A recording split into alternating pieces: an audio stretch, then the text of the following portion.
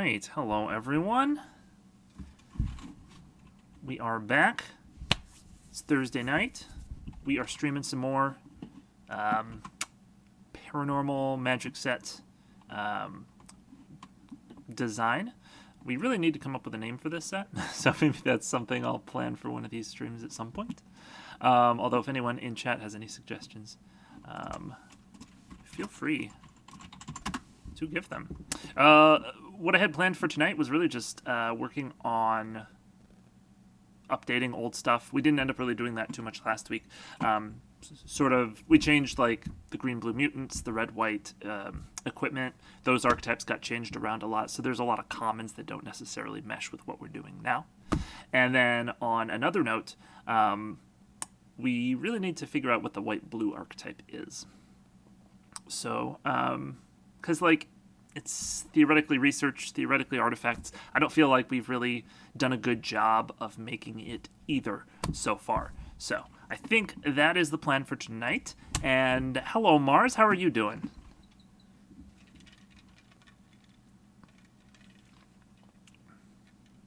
Well, cup is magical.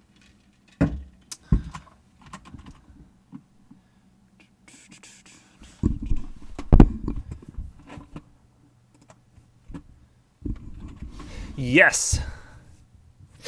Yep, and for those who don't know what that is, that's the Magic Color Pie 2021. That was Mechanical Color Pie 2021. It's an article that Mark Rosewater, the head designer of Magic, released on Monday. And it is right here, although it's very small here on Twitch. So it basically just goes over like what effects each color has access to, basically what R&D uses to design the cards. You know, can each color do this thing? So it's an extremely helpful article for designing your own cards, because it basically tells you what you can and can't do. So there's a lot of... This article specifically is just updates to the previous one, which came out 4 years ago. So Color Pie changes a little bit over time. Not too much in the past 4 years, but enough that it was time for a new article. So, yeah, there's a lot to unpack. Most of it is changes like that we were already aware of them doing, like moving haste to secondary in green, less tutoring cards and more cards that just like filter the top of your deck, because that shortens how long it takes for you to find your card. Black can destroy enchantments now. We saw that starting in, I think, Theros Beyond Death. Any particular thoughts you have on some of the changes? Any you like or dislike? So the tutoring... The less tutoring cards, more filtering cards won. It makes sense from a mechanical's perspective, just trying to make the game work more smoothly.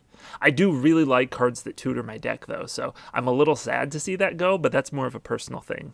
Like, it's probably the right call. Let's see.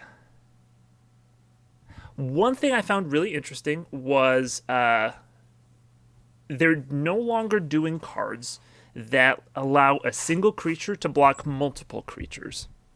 And that's like, it's not a huge deal because they never did it very often. And the cards that could do it were just kind of, like fine, I guess. But it's just interesting that they've, we haven't seen one in a few years, but I hadn't really thought about it. But they are just actively not doing those anymore. So that's interesting. Blue has dropped permanent polymorph effect, which is notable. Yes, and I think that's a good change. I think it always felt a little weird. Even though I got the flavor of it, you can justify anything with flavor. And wheeling is now only a red thing. So yeah, things like Days Undoing.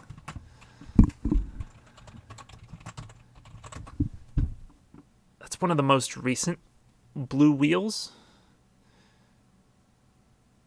Yeah, wheels are now just red. So... Which, again, like, his reasoning made perfect sense. They don't do wheels very often, They don't do it enough that it needs to be in two colors. So, which color needs it more? Well, blue already has plenty of card draw, so it makes sense to me. Now, the really interesting one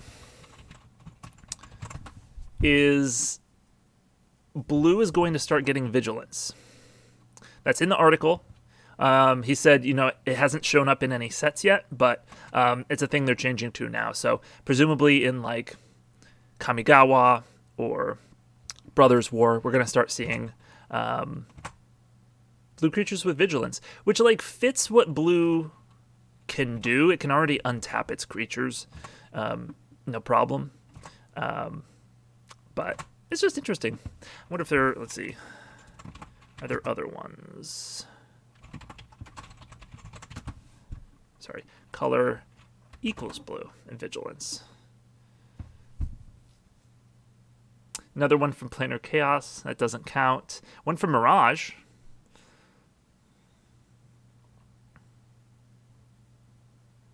Joda's Avengers is super not in color pie, although a little bit more so now. Yeah, mostly a bunch of Planar Chaos ones, really old ones, and white activated abilities that give Vigilance. So Sarah Sphinx is going to be able to be reprinted if they want. I think it's interesting that Vigilance is now a Bant thing. Yeah, it's interesting. I don't think it's bad.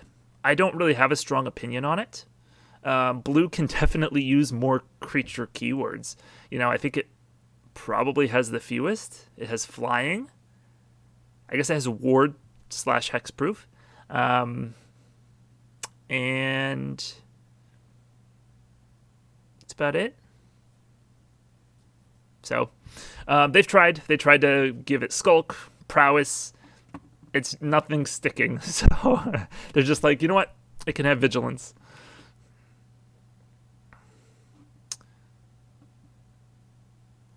Hello, Gunblade. Welcome. How are you doing tonight? Oh, and Cyber52 says, I'm fine with getting filtering if we get a lot of it to efficiently replace tutoring. I know I've had cases in an Is It Commander deck where people would complain at me I didn't have any tutors to get my combos for the deck, even though Is It only has like 4 cards to tutor instants and sorceries with. Yeah, that does seem like a weird thing to complain about.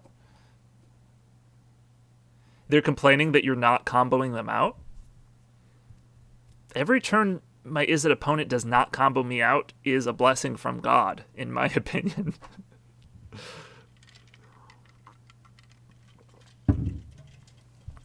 That is one of the reasons why I think that white really needs counterspells. My main disappointment from this article is, and I had no reason to think that they would, but that they're not moving counterspells to be in white and blue. Because I think it's a little ridiculous that such an important mechanic, like, I get that people dislike counterspells, if it doesn't feel fun to play against, but counterspells play a really important role in the game of keeping opponents' broken stuff in check. And I think that restricting it to one color is a problem. More so, I would have to take very long turns and people would get mad at me when I spend all that time only to do nothing. I guess that's fair. If you're going to take forever, if you're going to take a powerful turn, at least do something, I guess. I don't know.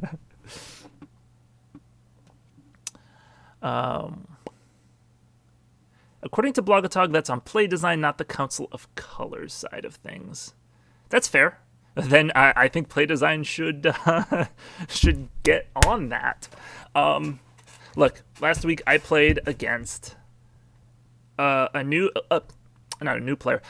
I played against someone who was new for me to play against in Commander. And he played 3 different decks. We played 3 games, and he comboed out in every one. He didn't win at all 3 games, but he did just like try and get infinite combos going.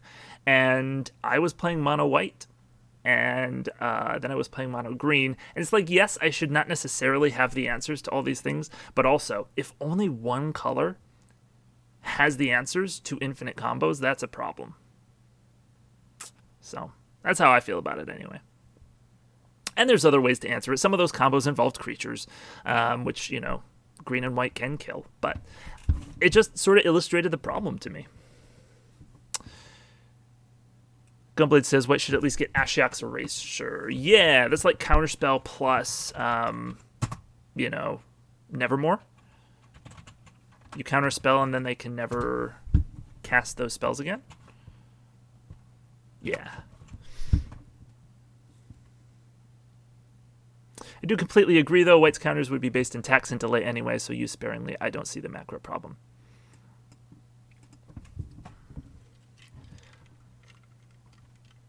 Yeah, it's not like a huge issue.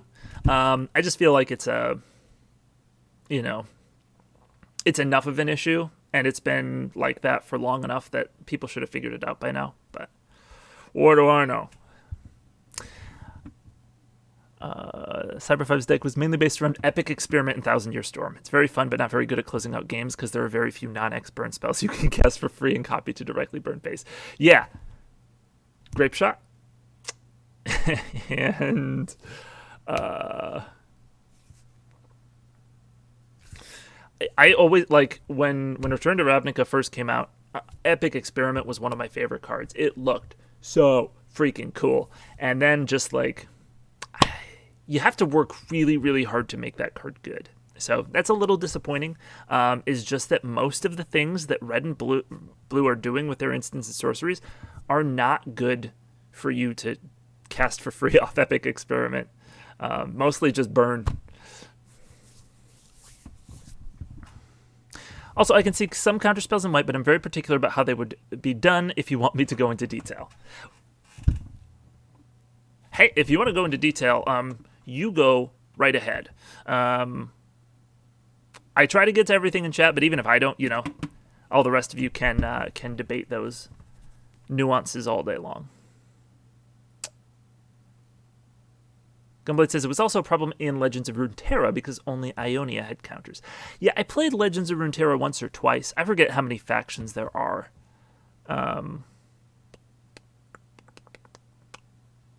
But I will say, with 5 factions, 1 color, getting counterspells seems too few. Oh, I always thought Ashiok's Eraser was more like Spell Queller than Nevermore. Yeah, you're right. I mean, it's kind of both, right? So it spell quells. It steals the spell until Spell Queller leaves the battlefield. But also, it prevents you from casting the card. You don't get to just name any card. It's the one that you exiled with Ashiok's Eraser, but it's pretty similar.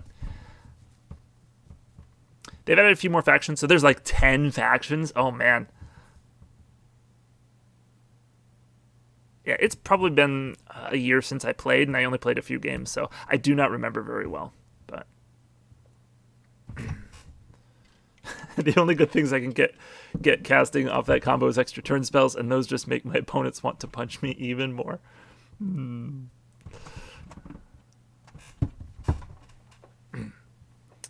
White's counter spells can go one of 2 ways. One being either having soft counters on permanents, like some of the counters White has right now. The other is basically spells that can counter a spell unless your opponent gives some positive bonus to you, like life, tokens, counters, etc.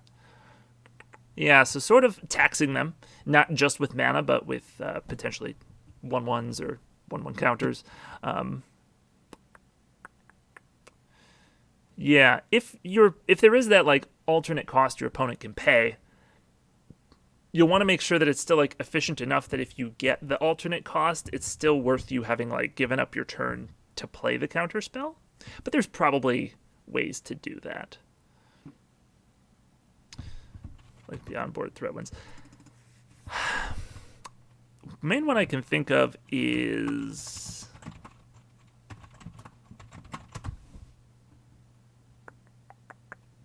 where's it at? No, it must have been a gate crash. Frontline Medic. You can sack it to counter a spell with X in its mana cost, unless its controller pays 3. I also think an uptick in red redirection spells would be nice to see from time to time. That's a good point. We don't see a lot of those.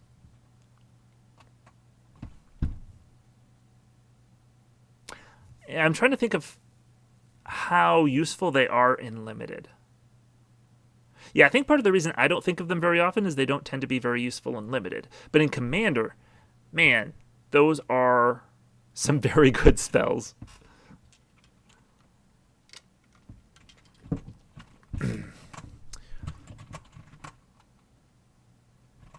I think, of course, the main red redirection spell is on the reserve list.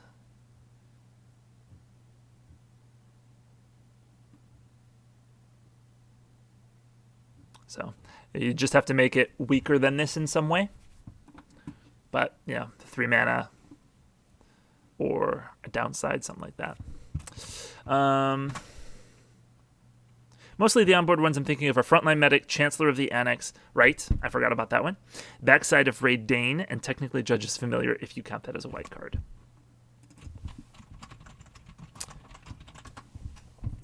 Yeah, I mean, this could go either way. You could say that they just bent the color pie because white can do countering. You wouldn't necessarily say that this is precedent, but definitely stuff like, man, I guess New Phyrexia bent the color pie all out of shape. So Chancellor of the Annex is also less of a precedent. But, yeah, Frontline Medic. Oops. I don't see why not. Wild Ricochet is a nice redirect. Yeah, isn't that copy plus redirect? Yeah, that's real good. Steal your opponent's Time Warp and copy it, because that targets a player to take an extra turn.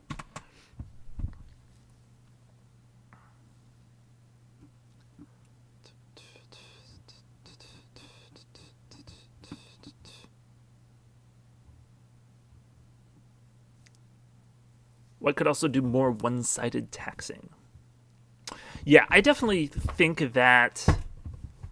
I'm not sure how much fun getting more taxing is, but it is a direction that white could take that would make it a little bit differentiated from other colors. Blue does a bit of it, but you could, not that much, really, and you could just shift the ones that you do into white, make it feel more different. Or you could just put the taxing counter spells in white.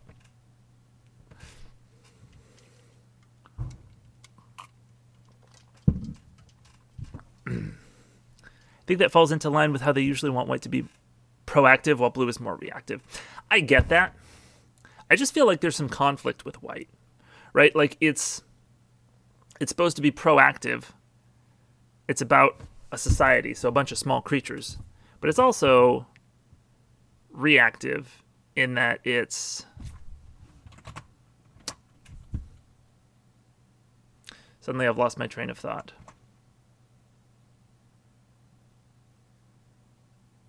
Maybe ignore me.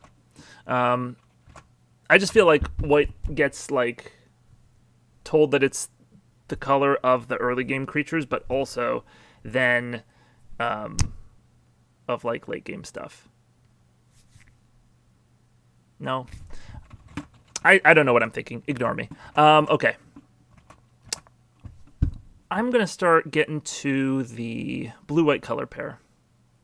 I know what you mean. There's definitely a split in their approach. Okay, I know I'm really not explaining it well because I can't actually think of what I'm trying to say right now. But I'm glad that you that you know what I'm talking about.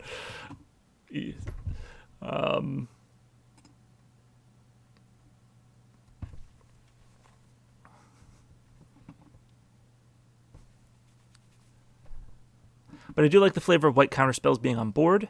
Whereas blue tries to trick you with theirs, white uses theirs to set the rules and give your opponents ample warning to follow their rules. Yeah. More like white onboard counterspells. I could see that being a way to go with it. That would differentiate it from blue because blue doesn't really have that, except for there's a couple Judge's Familiar type effects, Siren, Storm Tamer. But for the most part, blues is all just instant speed in your hand. They got 3 mana up. You're like, well, do I play into the maybe counter or do I risk it? Or, just wait. Whereas with white, then you would know, either they have a counter on board or they don't have a counter. I don't know if that would go over as well in Commander, but it's at least a start.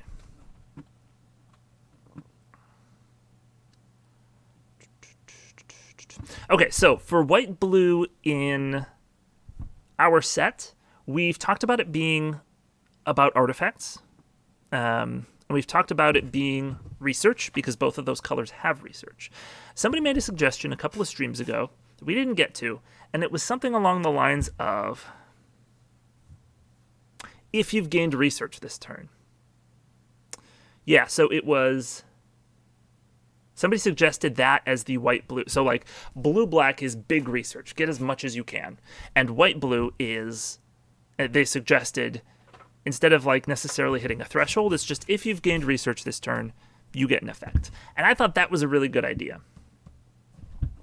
But I wasn't sure if we wanted to switch those around, if maybe big research made more sense in white-blue, the very scientific colors, and then just gaining it this turn is more about the greedy colors, blue-black. So research, we could do big research this turn, or research threshold. And that can go with big research, just get as many as possible. But it could be something like, if you have 5 or more research, you get an effect. And that's not just like getting as many as possible. It's not effects that scale with your research. It's just once you have that threshold, you get the effect. So there's, I think, 3 different ways we could go with it. And we could overlap them if we wanted. Have both the threshold and the big research payoffs in the same color pair. I feel like both white-blue and blue-black can both be control and or tempo, really.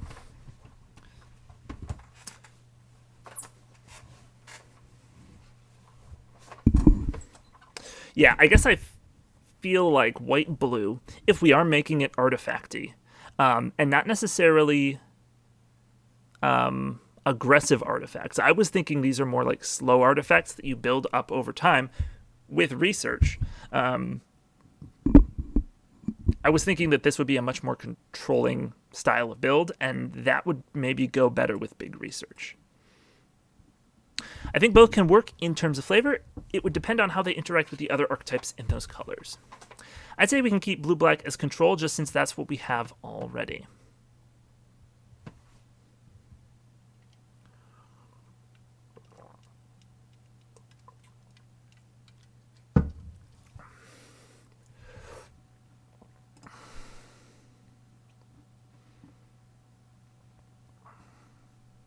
Yeah, so reference here is our current blue-black signpost. When it deals combat damage to a player, you get... I guess we're going to put that in parentheses anyway, so we'll keep that. You get research. Are the other archetypes for white and black more aggro or more controlling? Let's see. White-green is sort of mid-range, go wide or go tall. White-red is definitely more aggressive, sacrificing artifacts / equipment. White-black is meant to be aristocrat-like, which I guess tends to be a bit more... maybe a little bit more controlling. You're grinding out the opponent with value over time. Black-red's aggro. Black-green is more of a mid-range graveyard value deck.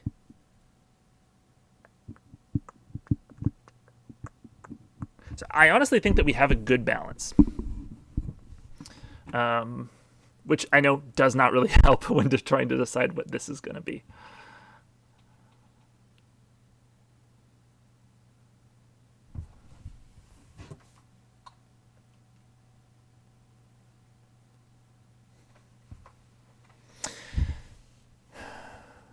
I mean, I guess both of these things, just like getting as much as research as possible and getting a research this turn, kind of can play out similarly, because if your goal is just get a research every turn, then that sort of coincides with, man, I just want as much as possible.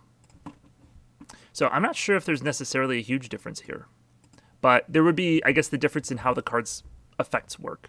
This has this effect if you've gained research this turn.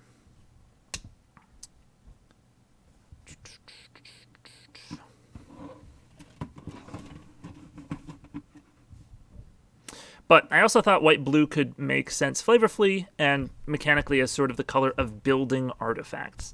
They are constructing things, technology, using the paranormal phenomena and creatures that they've encountered.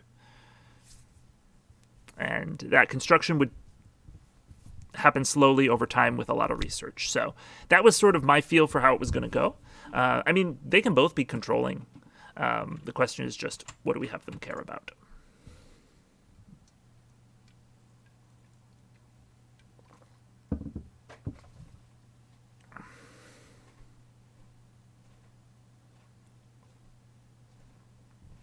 Maybe white-blue can be both tempo and artifacts. Yeah, I mean, there's definitely room for two themes in a color. Just to run Esper and do both. I mean, part of the beauty would be that since there's two themes that like sort of strongly overlap with that share a color, you could just do 3 color and have both. So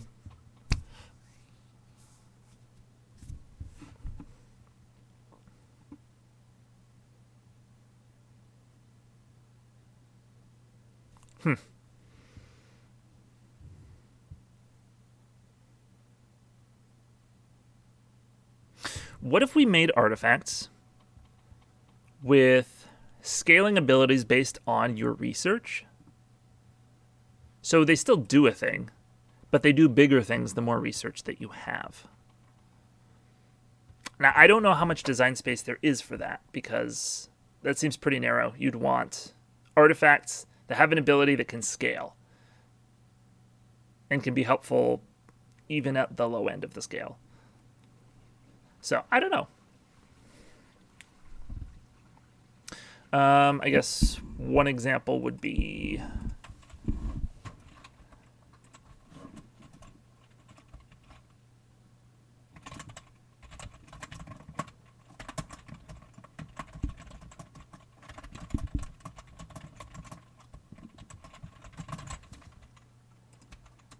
something like this. And then, like, when card name enters the battlefield, draw a card. So it just, like, cycles itself and then eventually gets you some life. This would obviously be, like, a common version of the effect. It's nothing super fancy, super exciting, but it could be nice. What would be more difficult is creating cards that are more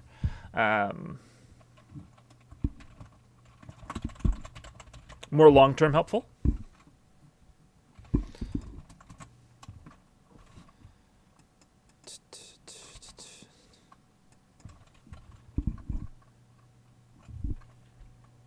I guess because they're artifacts, they also let you do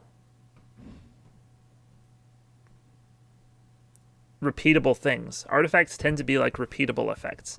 And getting repeatable, scalable effects feels like it could be pretty powerful. I guess this could be like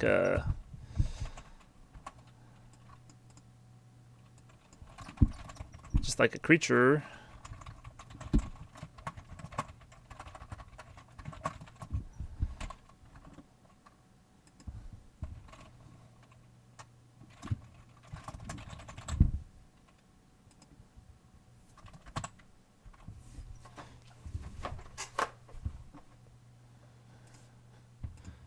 That's kind of a cool one.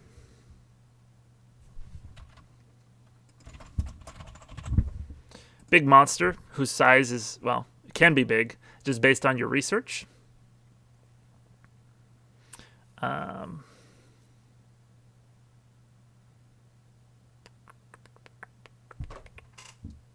just trying to figure out if there's a good way to integrate the two. Or should we give up on flavoring it as them just like making a bunch of artifacts? We could sort of drop the artifact theme if we just wanted to focus more on having research in white-blue and blue-black, and like having them be similar but distinct, working in their own sort of separate ways.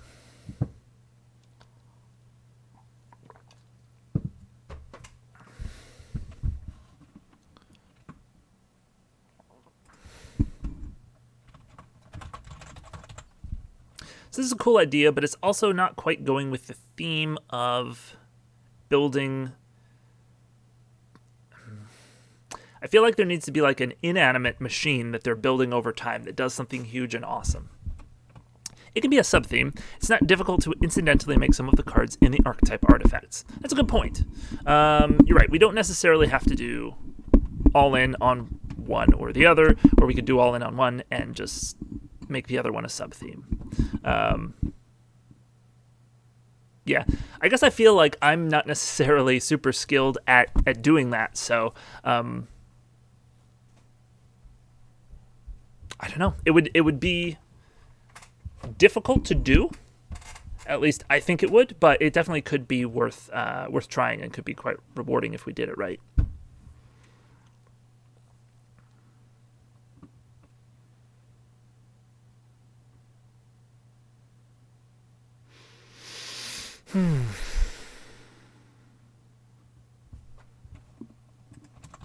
Okay, what would a mythic one of these look like? I think energy, but you can stockpile it all game is an exciting theme. I don't think it needs a lot of artifacts in the mix. That's fair. Okay, so how do we differentiate white-blue energy, but you can stockpile it all game, and blue-black energy, but you can stockpile it all game? How do they play differently? I guess the most important thing is to just sort of change their play style. Make one control and one tempo. Or, you know, even aggro? I know for the signpost, maybe it could be an artifact creature with something like, as long as you gained research this turn, this gets +1/+1 and has flying and lifelink.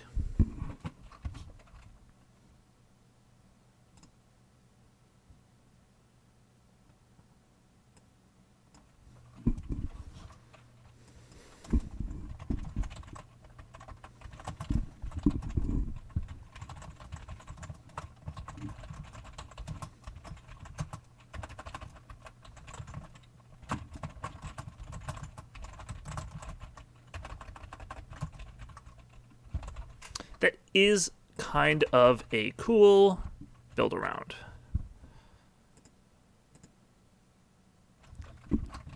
Give it Vigilance. It's both white and blue now, guys.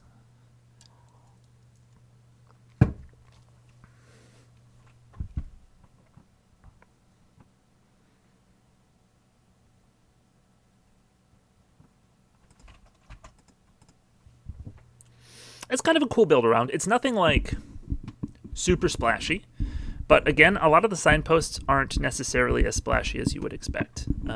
They just sort of work well in the color combination. And this does a good job of working well with research and with nothing else. Like, this card's very mediocre if you're not playing research.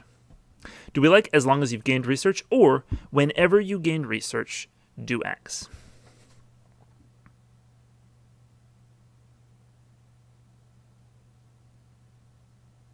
It's a good question. Because if we're using the same phrase on multiple cards, we want it to be consistent. I think it's fine. Getting that lifelink would be huge and limited. Oh, yeah. I mean, this seems like a great payoff. Like, I would, obviously, depending on the strength of the archetype and the other available cards, this seems like something I would feel okay first picking. Like, it doesn't come down and give you value immediately, so it's not like a bomb or anything. But if you're in the deck, this is very, very good.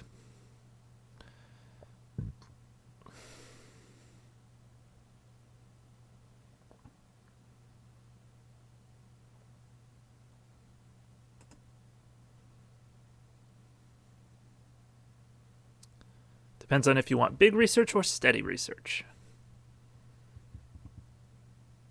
I kind of like the idea of wording it as a static, as long as you have this.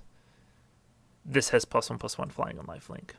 It does, interestingly, could function as a combat trick, which I guess the other one could too. But if you can gain research at instant speed, you can pump this at instant speed. I'm not sure if that is intentional or not. I know most of our research has been very slow, so maybe we pretty much keep all research to sorcery speed. Maybe. I don't know if we need to, but it's definitely something to be aware of. Wouldn't the latter version let you stack multiple instances of the same effect for some effects that has scaling to keep an eye on? Yeah, so if we worded this as whenever you gain research, this gets +1/+1 and has flying and life, gains flying and lifelink until end of turn, you could stack the stats. You know, you gain 3 research in a turn, it would get +3/+3 and have 3 instances of flying and 3 instances of lifelink. Not that having more than one is relevant outside of unsets, but could also see another common that could be a disperse that becomes a totally lost if you gained research this turn. I like that a lot. Okay. You guys have me on board. So, white, blue, like tempo, if you've gained research this turn. That sounds fun. And then we can go more controlling with blue-black.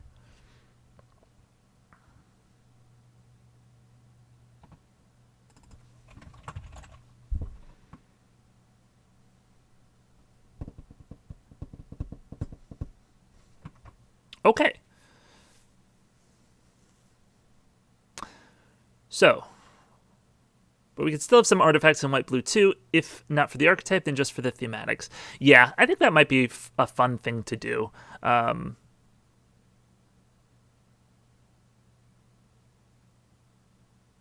Actually, what if... I mean, this actually works better. So going back to this, it could be... I don't know. Let's see...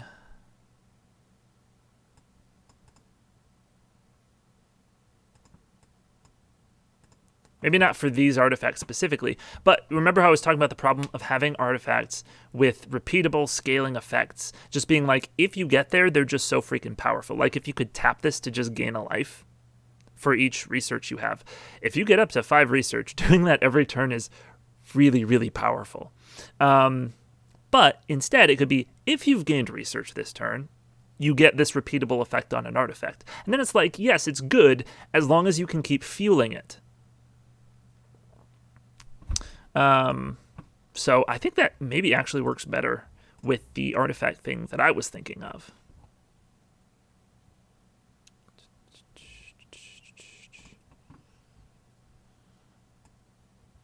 Okay, so tempo.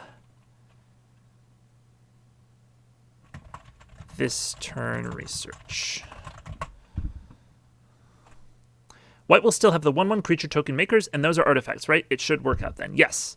Yes. White is... Yeah, our main 1/1 token in the set are artifact creatures. White's definitely making those. I know red does... I think blue can as well. But not as much, because blue doesn't do as many tokens. So, I guess with that in mind, we can now go back to all the old commons and say, does this fit? I guess we need to make sure that we know what all of our archetypes are before we finalize that. We'll go with control, big research. Maybe I'm doing this in reverse. We'll put the mechanical theme and then the deck style in parentheses.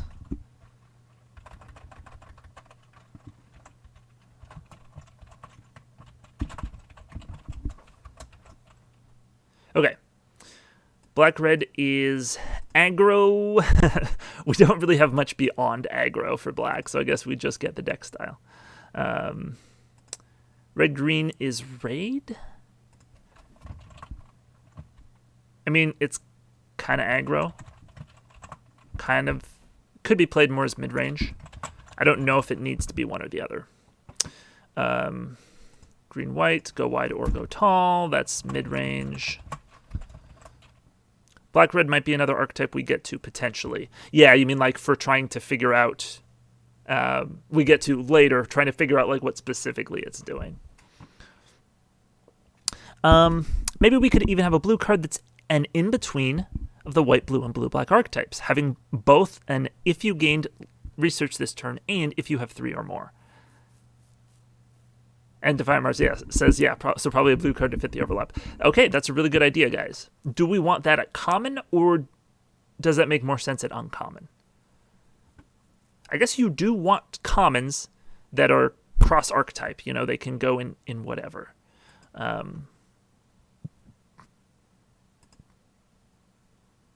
Heck, if we go by the black-red signpost uncommon, making it the graveyard set might work. I honestly forget what it is. It's been so long. So let's take a look. I can figure out where it is. Here we go.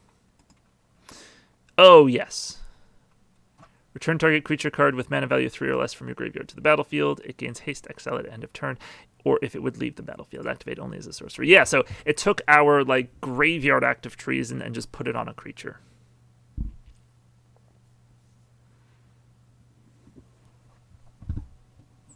Yeah, I mean, black-green is also like a sort of... I guess it's undercover. It probably still has some like graveyard synergies because black-green always does. But yeah, we could make black-red more graveyardy and black-green more undercovery and try and make them more distinct that way. If both red-white and white-black have sacrifice themes, black-red graveyard theme could work. It's a good point. Okay, did it again. There we go. Yeah.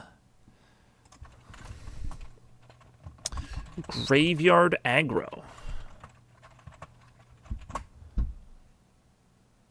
Yeah, black red and black green, black white and white red are both sacrificing things.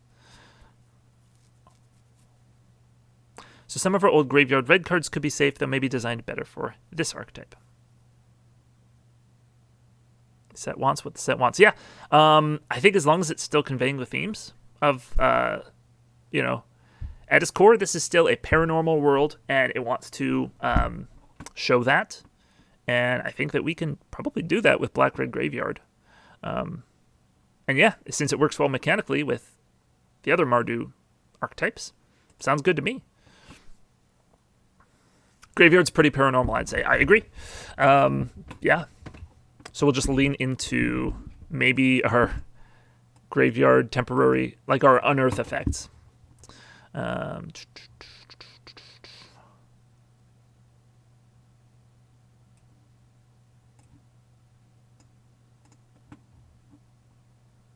Okay, so then do we want to go back through the commons and try and pinpoint which archetypes they work in?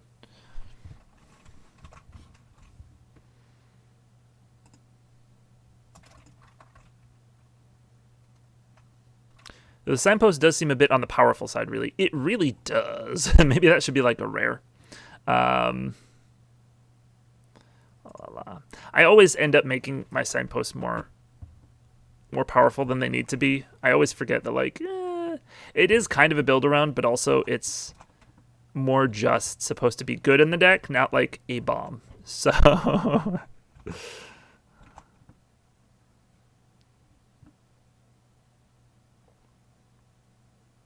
Maybe it could be an attack Alesha style trigger, perhaps with mana value 2 or less too. That would go a good way toward making it better and or more balanced rather.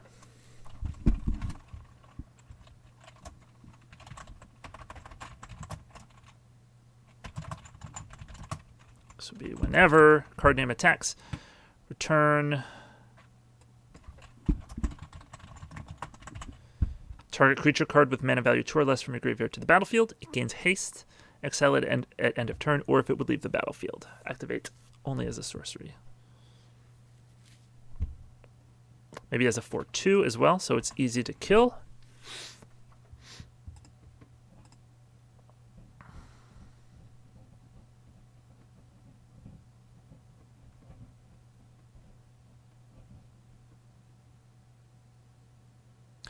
You're right.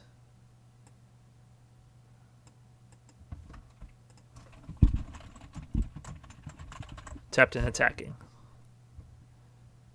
And yeah, get rid of activate only as a sorcery. Thank you.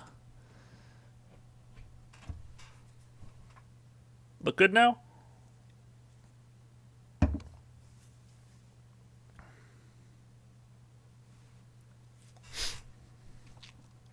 Cool.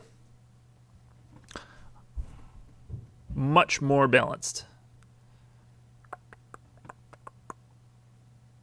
All right. So, moving on to our commons.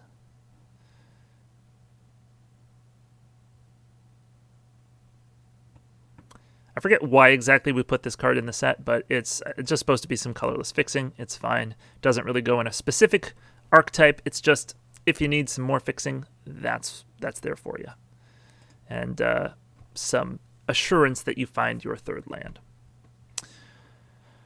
All right. This is for the... Can't go wrong with a Pilgrim's Eye. Yeah. And it's not like it's worse than a Pilgrim's Eye because it doesn't draw you the land, but I mean, I guess the original Pilgrim's Eye was a common, wasn't it? Oh well. Lately they've been making them a little worse.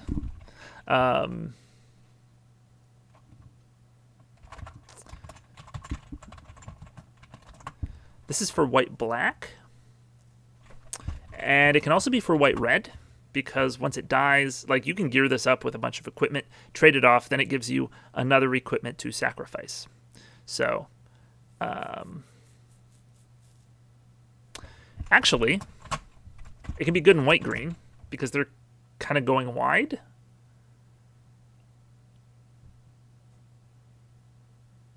Yeah. The only place this doesn't make too much sense is white-blue, although even that's tempo, but I don't know if you necessarily need this in just a tempo deck. Sorry, I missed the last stream. Did red-white end up as sacrificing artifacts or spell slinging? We decided to change it to sacrificing artifacts. There will be weapon token producing cards, but the theme is not equipment specifically, it's sacrificing artifacts. So that can be your 1/1s, that can be your weapon tokens, but you can also pump up your creatures with the weapons. There was a card similar to the Imp in Strixhaven 2, right? Yes, Campus Guide. I believe it was a 2/1 artifact creature with the exact same ability. Just search for basic land, shuffle, put that card on top. It's a perfectly fine card. It's better in slower formats, but even in faster formats, if you're not playing a faster deck, it walls up a little bit while ensuring that you get to your late game. So I think it's honestly a perfectly serviceable card. Not exciting, not bad. Weapons will be more of a sub-theme for it too, or at least a backup plan. Yeah, I mean, there's probably going to be a build around that'll want you to equip a bunch of weapons, right? So maybe just like a legend that cares about it, but well, I mean, there's already, I guess, just the double striking rare that gets good with a bunch of plus power.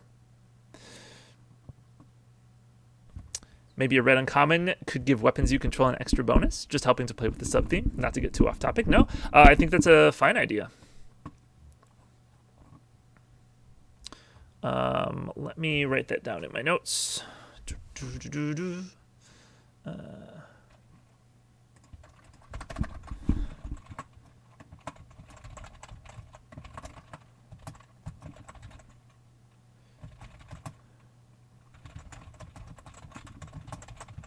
Okay.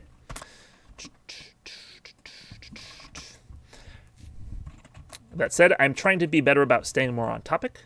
So I will put that down for later, and then we will continue with what we're doing here. Yeah, and I don't ever mind the off-topic suggestions, so definitely feel free to throw them at me. But I think the stream might start going more smoothly if I just write those down for later and continue with the current plan now. because we really have needed to update these commons for a while and just figure out what the archetypes are doing for a while.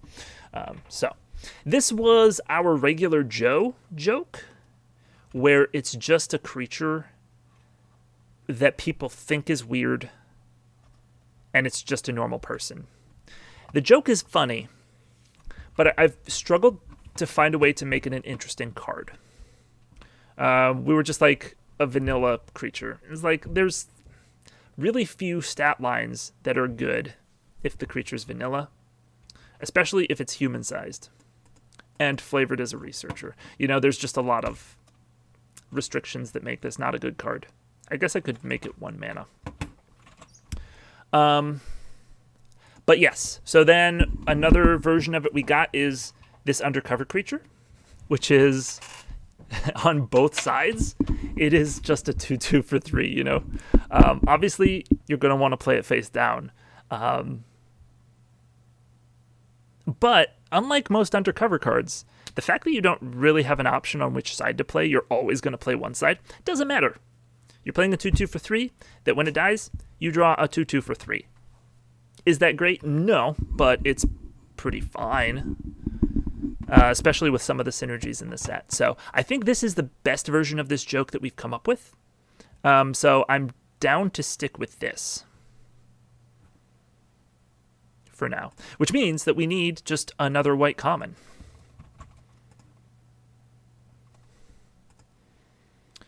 It's like a Legion Conquistador in a way. It is.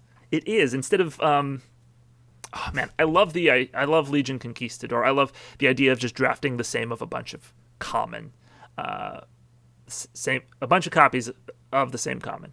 Anyhow, it was fun, and I liked that they put it in both sets in the format. So even in Rivals of Ixalan, you could still get a good number of them. But yeah, instead of being able to get multiples, you just get one more, and that's fine. Well, which archetype would this be in? Or want this as a general good white common? Yeah, I didn't keep a log of what it was before I changed it. I think it was something that gained research. I said let's look at the other cards and see what archetype needs a new card. Yeah. Just delete the name, leave it blank. We know it's a small creature. Okay. Here we have Exploit.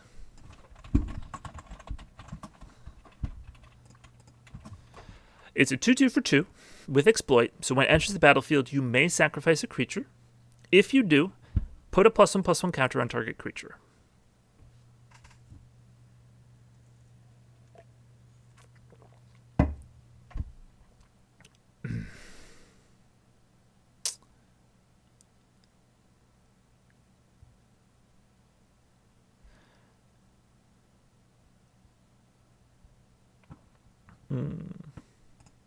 Yeah, not a bad suggestion, Cyber 5. But I do agree with Mars's suggestion that we just sort of see what needs a card. Because with the change, I know that we definitely have some archetypes that could use some new commons. So I say we just save it for then.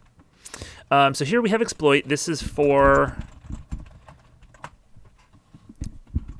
pretty expressly white-black, but also white-green. Likes to sort of has the option to either go wide or go tall. So if you start out going wide, you could play on turn 1, you could play a Doomed Researcher. Turn 2, you could attack with it and then exploit it, getting both a new 1/1 and basically a 3/3 for 2 mana. So green-white would also like this card. Oh yeah, white is secondary in rewards for death now. Yeah, that's another thing I read but didn't really think about very much. Maybe this can just be Unruly Mob with Exploit.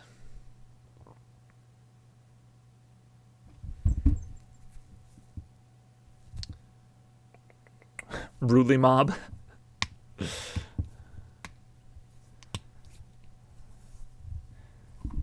Exploit really works. It's a good point. White does more death triggers now, which is good because I definitely felt like the Exploit was a little bit out of White's color pie. White creatures usually sacrifice themselves. They don't tend to sacrifice other creatures. Yeah, I'm trying to figure out how good this is in relation to Unruly Mob. I guess this is... Yeah, Unruly Mob can gain any number of counters. This can only do it once. Unless we did...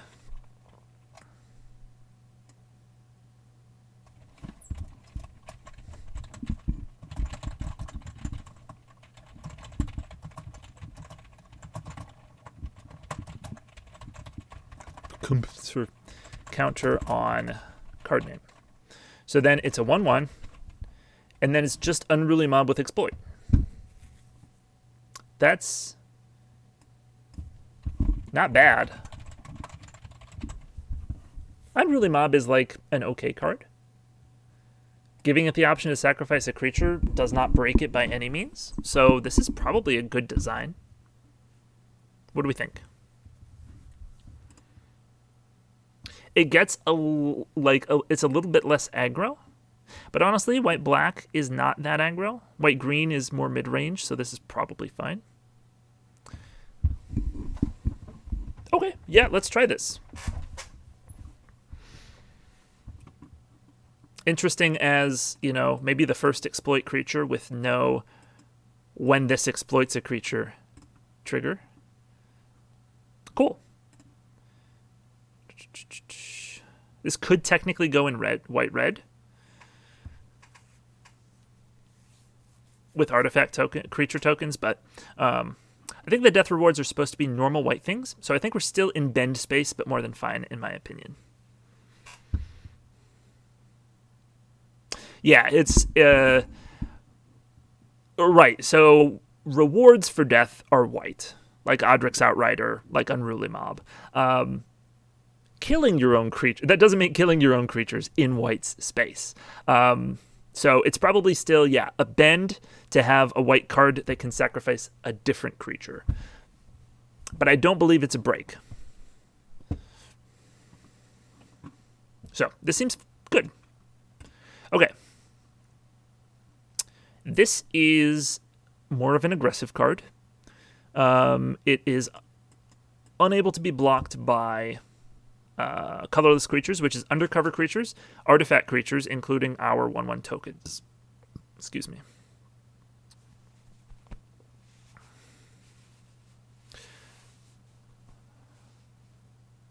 I like that sometimes at the Orderly Gathering, someone just gets sacrificed for science. It's just a casual day.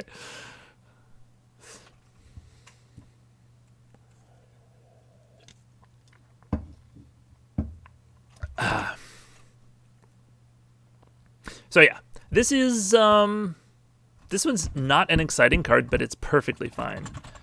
I should really just like copy this text, put it down on every card. If you're trying to get aggressive, that means you're probably red-white. Would white-green want it? Maybe not as much. White-black, white-blue. I guess white-blue's tempo.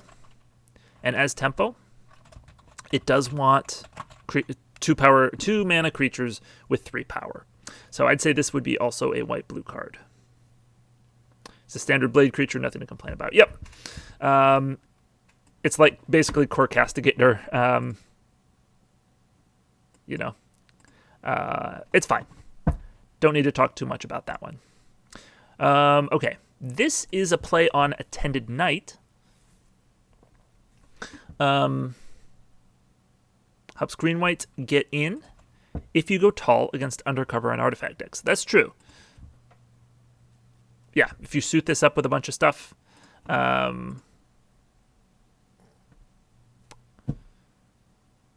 Yeah, they may not be able to just block it all, which is pretty cool. White green? Question mark. So Attended Night. Let me take a look at what it is exactly, just to make sure we're translating it correctly. Yeah, so it's a 2/2 first strike for 3. ETB, you get a 1/1 white soldier. This is exactly the same thing, except you get an artifact creature instead. Okay, it was a common in a premiere set 9 years ago. Maybe it could be a 2/1 that makes a 1/1 when it enters the battlefield or dies. Okay.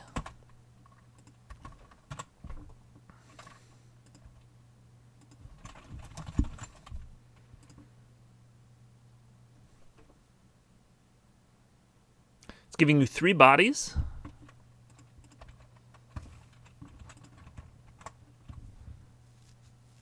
Gets you some good sack synergies. Yeah. Is it too similar to the Doomed Researcher?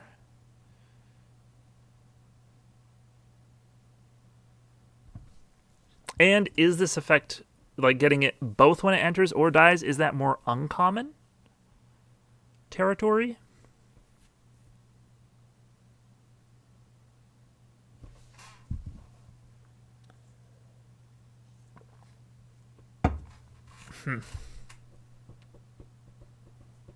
I like the idea. I think we were trying to make this a bit more like get your value up front. It still gives you a 1/1 creature to sacrifice, so it still works with white-black. Yeah. We also we don't have to have an attended night callback. It was just like, we need something that gives us a token, so let's make this card. So we can change it if we need to.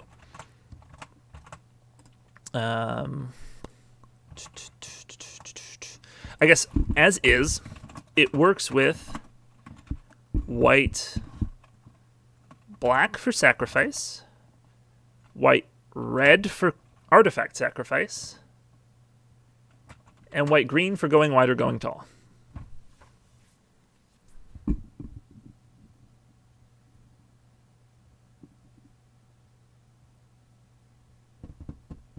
Not sure if a 1 white is good at common, though. Makes it hard to splash. Yeah.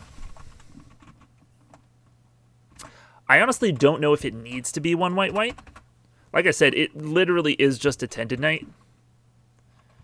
But with an artifact instead of a non-artifact creature, which is honestly nominal, doesn't need to be mentioned. I think the reason that we made it 1 white is it was a pretty good common in M13, and so we wanted to tone it down a little.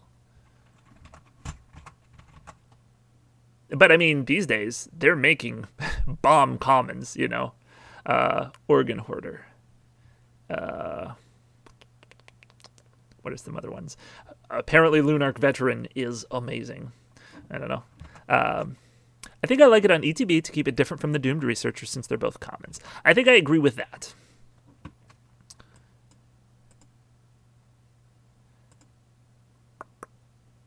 Honestly, unless you have a good suggestion for how to update it, Cyber 5, I think I'm good with it as is. But you can certainly also work on a replacement and suggest it later if you would so like. But I think it's fine as is. It works in 3 archetypes. Does also trade well with undercovers. Ooh. That is a very good note. Cool. So we like this card. Recovery Agent. This one has a lot of text. So it's a 3/1 for 3, which is failing the vanilla test. So let's see what it does. When it enters the battlefield, return target artifact card from your graveyard to your hand.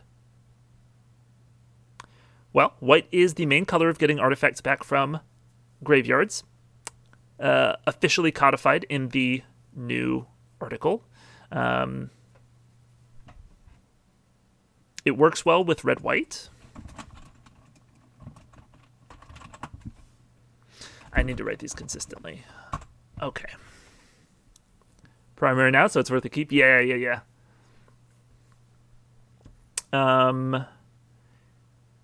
As an undercover card, it can be sacrificed, which makes it decent in white-black.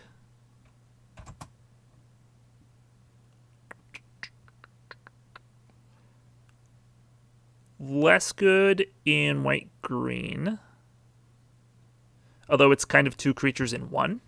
That makes it good in white-green-ish. White blue, it's not very tempo-y in white blue, so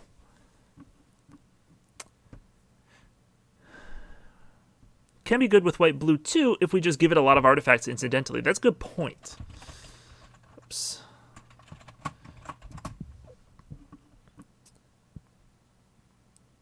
Oh, sorry. Defiant Mars said, I think we could still make a sick uncommon or rare with the ETB and dies trigger.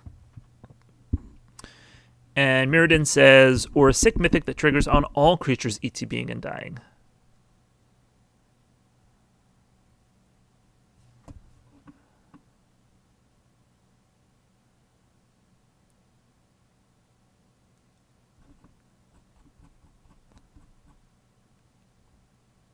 Okay. No, I'm going to stay on task. I'm going to write that idea down.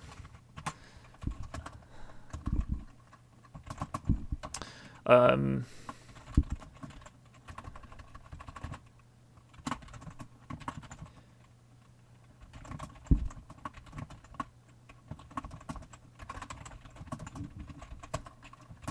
will write down both of those ideas.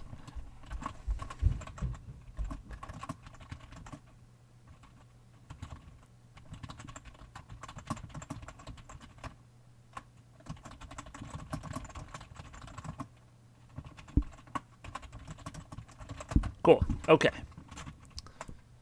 Restraint. Discipline. Okay. This card seems fine. It works in several things. I mean, there's even a case to be made that it works in white-green, although I think that's a bit more distant. So, seems like a fine card. Small flyer. White always gets a small flyer. What does this one do? Oh, cool. It's the Hippogriff.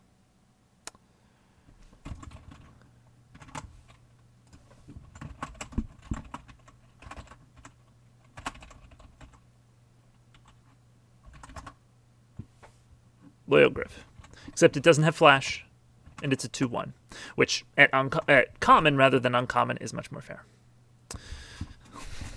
Maybe some flash and or vigilance on it.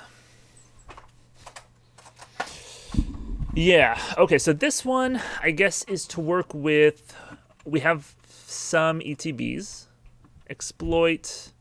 I guess this one works a little bit less as an ETB now if you're picking up the creature that's accrued all the counters. So you don't really want to pick this one up. But you can pick this one up, this one, this one,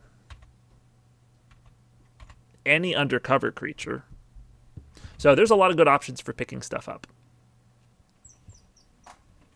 Forgot it wasn't a common, just flash then. Okay. Yeah, so for reference...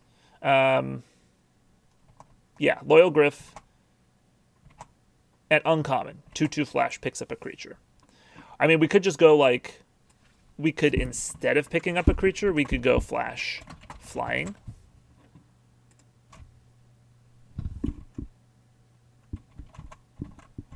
I mean, I know that this isn't like a super exciting design. Picking up a creature in response to something is much nicer.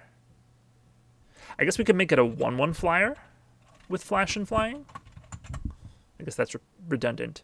A 1/1 flash flyer that picks up something.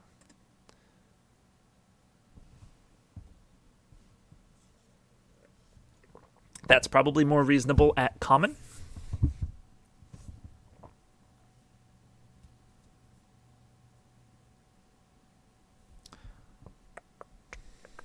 I guess, what does it work in? Archetypes.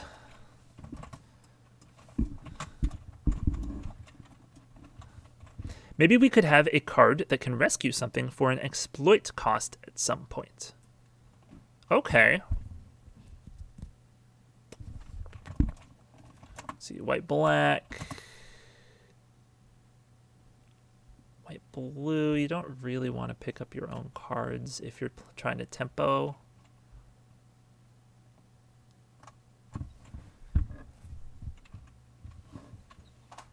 Actually, I guess if it's an aggressive flyer, it works well in white-blue because you just want to play aggressive flyer. So if it has at least 2 power, I'd say this is a decent white-blue card.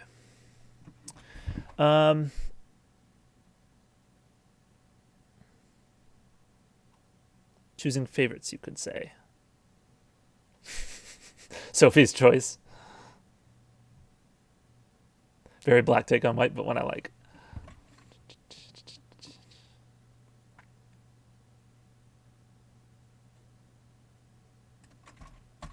Okay, so unless we have a pretty good reason to give this flash, I think it's fine as is. 2/1 flyer for 3. Tends to be a little bad. You tend to get a little bit of extra bonus if it's not at least a 2/2 for 3 flyer. This little extra bonus can be helpful. It can help you against lockdown auras that your opponents may have put on your creatures. It can help you retrigger ETBs. Should maybe have some cards that also give you some kind of bonus if they are exploited too. We could do that. We could just have cards that give you a bonus when they die. I know that's a bit less exciting than like specifically exploiting them. But anytime something dies, you know, like we got, Willing Subject. When it dies, you lose a life, get a research counter, draw a card. Meh. Or when this creature is sacrificed. Let's see. Creatures.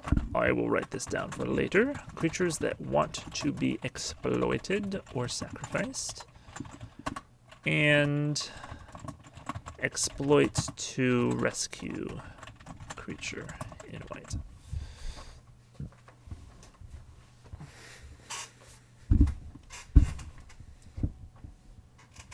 Yeah, when this creature is sacrificed probably works better than when it's exploited, because it can work with other abilities too. Any other card that sacrifices something. Yeah, more backwards compatibility. Not that there are like a ton of mechanics that sacrifice things, but also just any card that says additional cost, sacrifice a creature. But again, we might need a strong reason to just put that instead of just like when this creature dies, do something. So maybe you get a bigger effect that you don't get to do if it just dies normally. That might have to be what it is.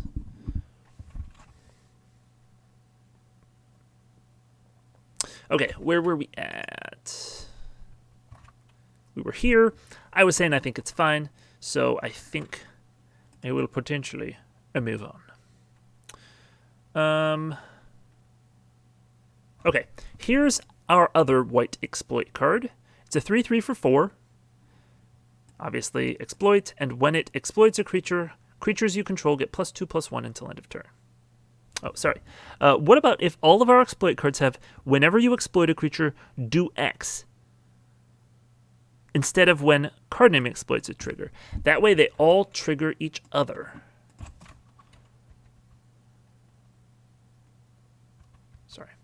Let me find it again.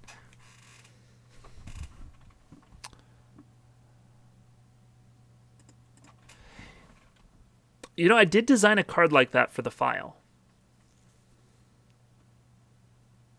It's an interesting thought. It would have to be like, that's very, it's hard, you know, because you have to balance it. So like if you can just repeatedly exploit a creature to give all your creatures +2/+1, that's pretty strong. So then I might tone this down. But that means that if you're not playing this with a bunch more exploit cards, this card's weaker. You know, if it's just like a one-off by itself. So it's sort of feast or famine in how strong the mechanic is, just based on how many exploit cards you get. So that's the potential downside. On the other hand, it could be freaking awesome.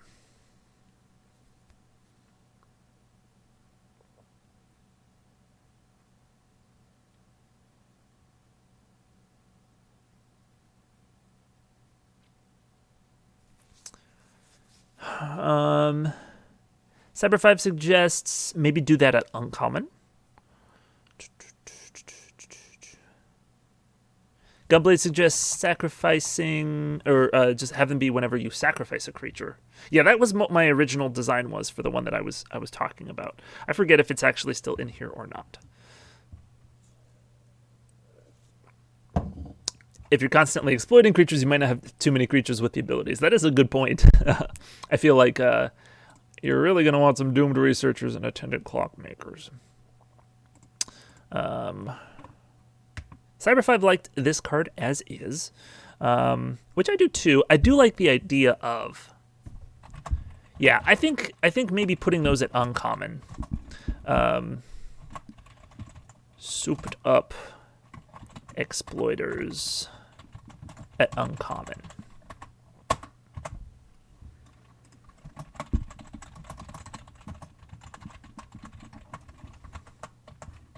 It'll give you a way to spice up the ability, but still allow the common versions of the cards to remain non-broken.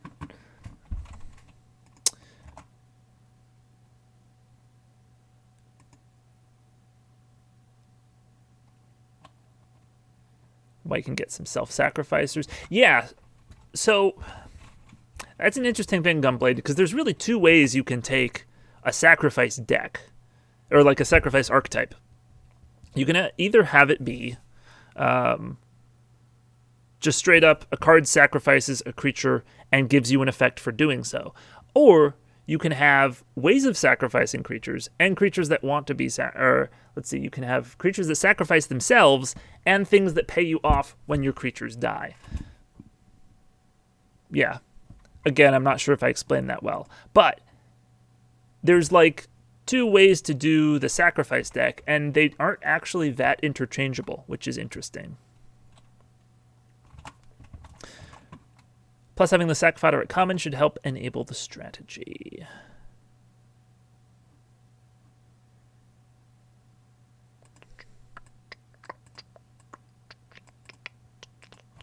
Yeah, okay.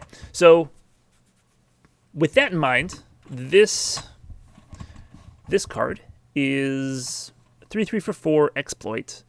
It's just a normal 3/3 for 4. When it enters the battlefield, you give all your creatures a buff. Usually those cards give +1/+1, those creatures. But this one gives +2/+1 because you have to exploit a creature to do so, so you're losing out on power anyway. Sorry, yes, I thought that I had Cyber 5, so then I didn't do it because I thought it was already done. So when I was rereading through the card, I realized it. Cool. So this seems perfectly reasonable. Some versions of this card, even that just give +1/+1, are like 2 white. So we could do that if we want. 2 white is less of a problem than like a 3-mana double white card. But I don't know if it's really a huge issue. Joys of memory plus the joys of stream delay. Yeah. Definitely feel like I definitely miss a lot of stuff on these cards. So point it out if you see it. 3 white's good. It is at sorcery speed. That's a good point. A lot of those righteous charge effects are like 4 mana at instant speed. So 4 at sorcery plus a 3/3. Yeah, it seems fine. Okay, this was one that you exiled from your graveyard to draw a card. It was like a 2/5 for 4. Pay 1 and a white, exile from graveyard, draw a card.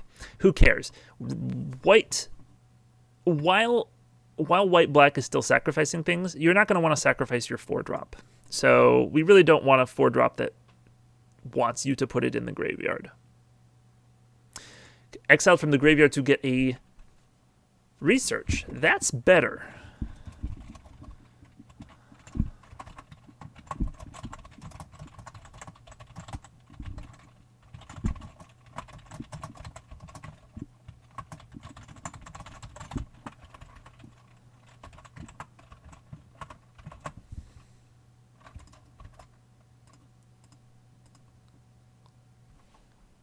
Again, up front, it's still like an unimpressively statted creature. But it's defensive, which is what... Well, I guess white-blue is more tempo-y research.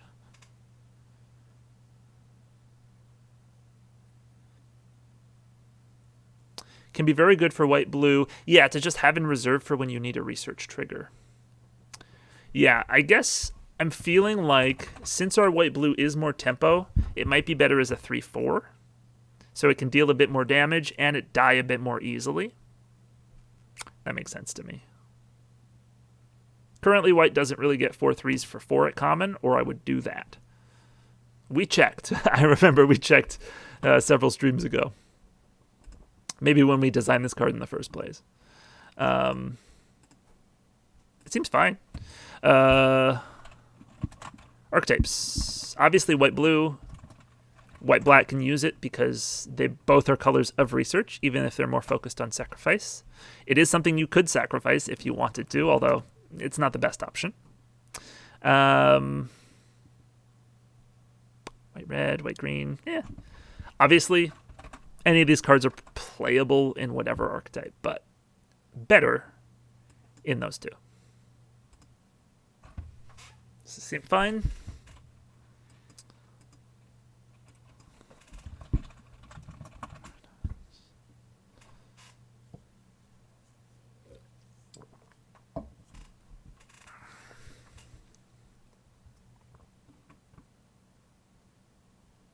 I'm not hearing any dissent. Seems like a perfectly serviceable card.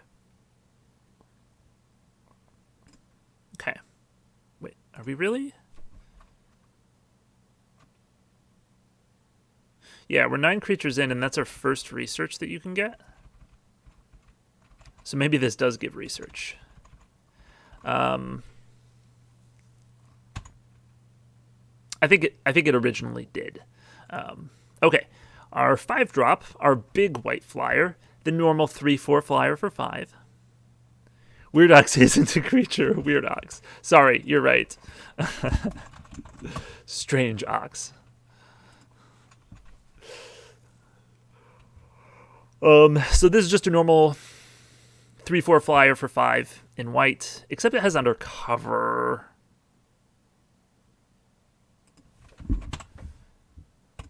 Probably should just be a 3/3 flyer for 5. Yeah. I think that makes sense.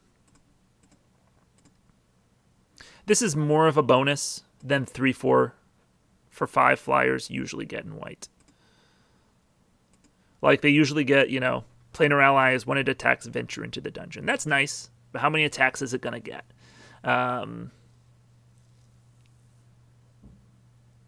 What are some other ones?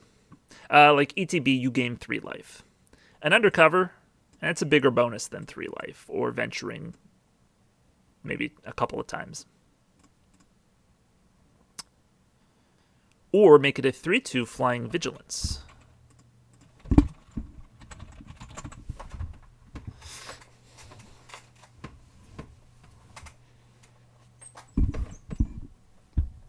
I need an Is It Mage to explain to me the arcana taxonomy behind the weirds versus elementals.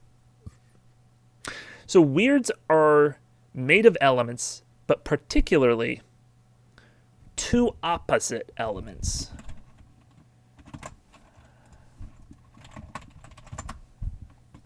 So Blister Coil weird.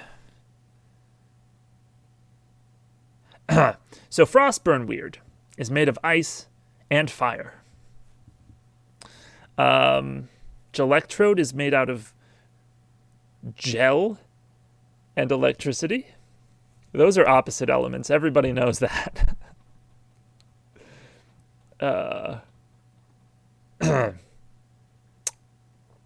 I am a little confused on Spellgorger and Spellkeeper weird, because it seems like one of them is pure fire and one of them is pure ice, and that means that the 2 of them form a single weird. But I do know that supposedly weirds are formed from 2 opposing elements. Is It Mage? Weirds are more marketable. Ooh, that's... yeah. That's a good point. Yeah, subphylum of elementals. Because they're still made of elements. Honestly,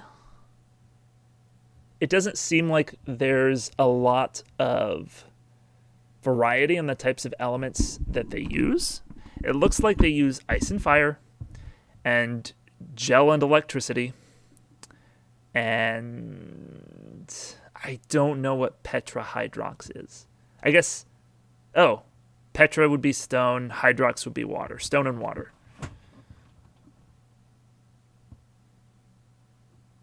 Probably.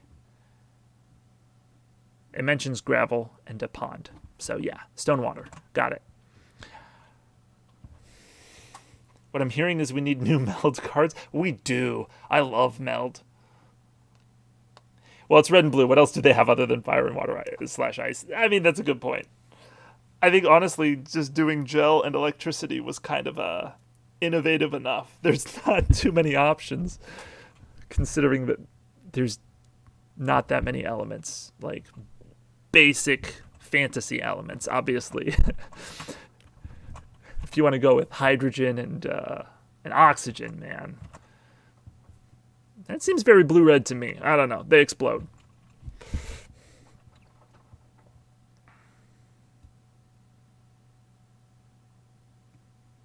Meld case file.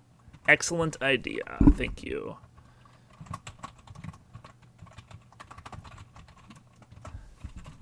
What if...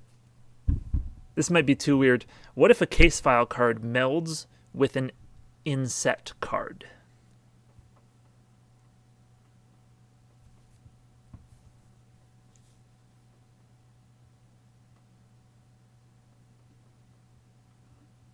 Mercury weird? Mercury, that's a good one. What would be the opposite, or at least a very different thing than Mercury that could still work with it? Wind? Yeah, I guess wind is a blue element that hasn't been... Maybe this is wind? Maybe this is electricity and wind? Flux charger. There's definitely some electricity here. Oh, here we go. 1 part Misium, 2 parts elemental energy, 11 parts danger. It doesn't tell you which elemental energies.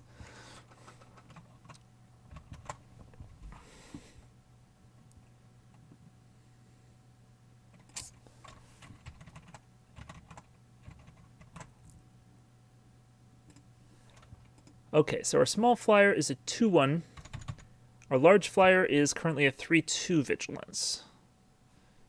Earth is the opposite of electricity, apparently. Interesting.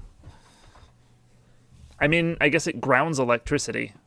You know, you call it grounding because the electricity is drawn to the ground and diffuses it instead of letting you get shocked. I think it's more like red element mashed with blue element is the rule for weirds. Yeah, I think...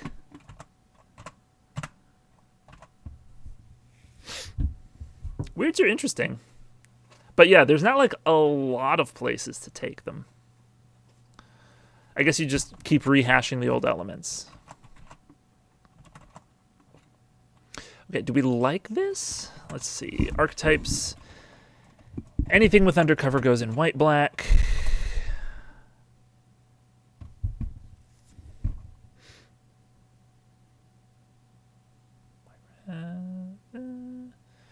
Blue. It has flying.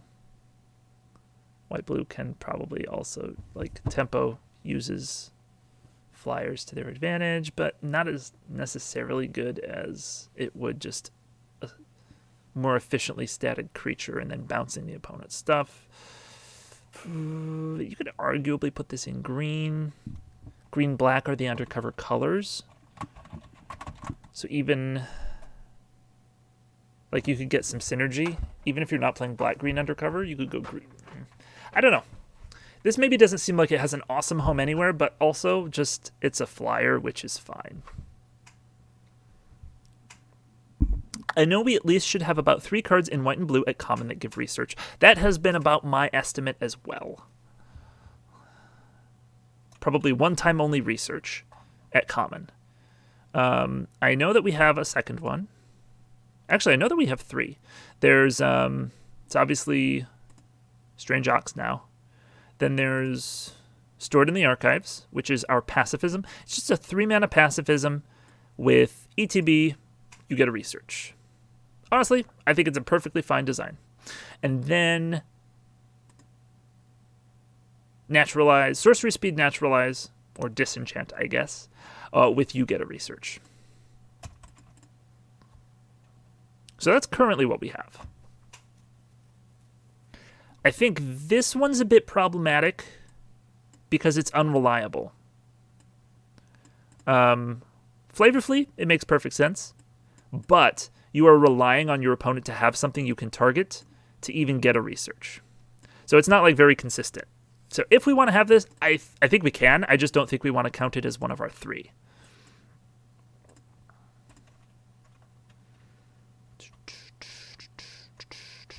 Maybe have it be modal.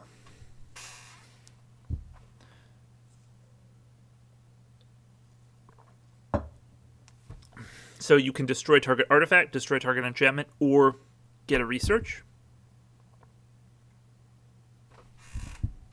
And have it be instant.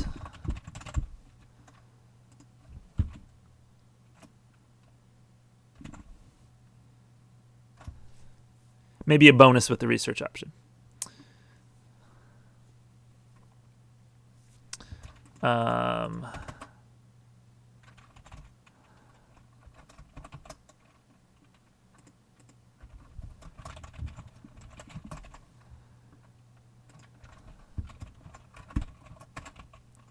Destroy target's enchantment, or you get research.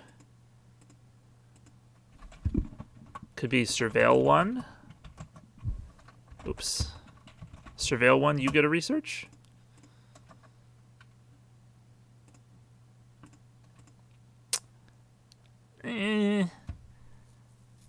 Scry 1 maybe, since surveil should probably generally come with its own flavor or reminder text as well. That just seems like a lot to put on this common card.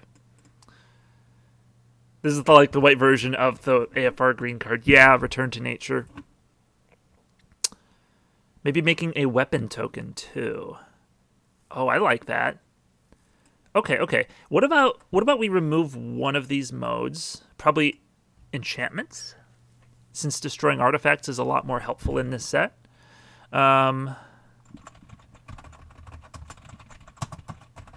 Create a weapon token. There we go.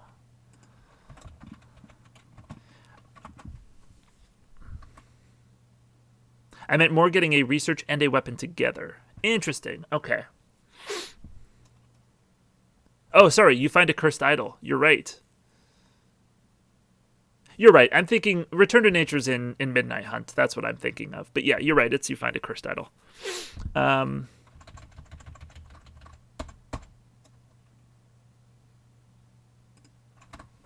So then it would be...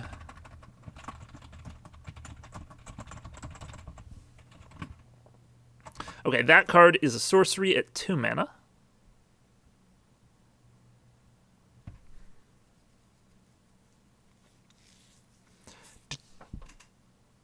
Return to Nature was first in Eldraine, if I remember correctly. Yeah, it's been used a lot recently. It was in Eldraine. It was in Theros Beyond Death.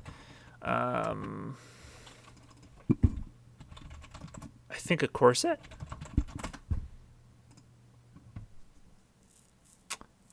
It was actually first in War of the Spark, and then Throne of Eldraine, then Theros Beyond Death, then 2021, and now Midnight Hunt. So, yeah, it's been quite prolific in the last few years, this strict upgrade over Naturalize.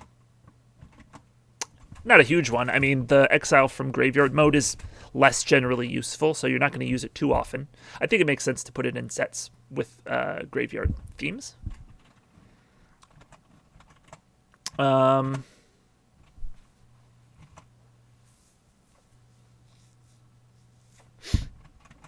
was an AFR commander.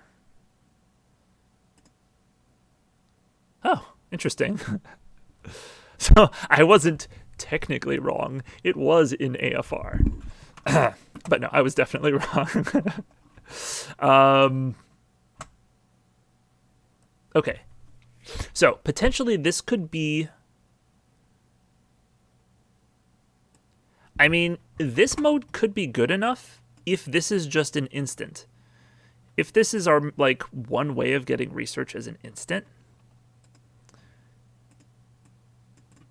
I mean, at 3 mana, that's a pretty steep cost. But you can't make the naturalized part of it an instant at 2 mana. Because it's not... You can, that's disenchant. But giving it a bonus, that makes it comparable to green and is supposed to be slightly worse. Probably make it 1 white then. 1 white sorcery, or 2 and a white for an instant. Somewhat upgrade. Naturalize doesn't fizzle if something changes from an enchantment to artifact. Oh my gosh, you're right, Gunblade. I'd never thought of that. I mean, that's almost completely irrelevant, but I'm sure it has come up before. If you target an artifact and somebody turns it into an enchantment and not an artifact in response, this fizzles, whereas Naturalize does not because it can still hit the enchantment. That's interesting. I don't think making research at instant speed for 2 mana is that bad. I don't either. The thing is, I think from a policy standpoint, making a disenchant with more upside is a little bad. It's like, yeah, I mean, I think 2 mana for instant speed research is fine. We could change one of these modes so that it's not just strictly natural or disenchant, but better. So this could be Surveil 2. It could be you gain some life. It could be draw a card so it can cycle itself.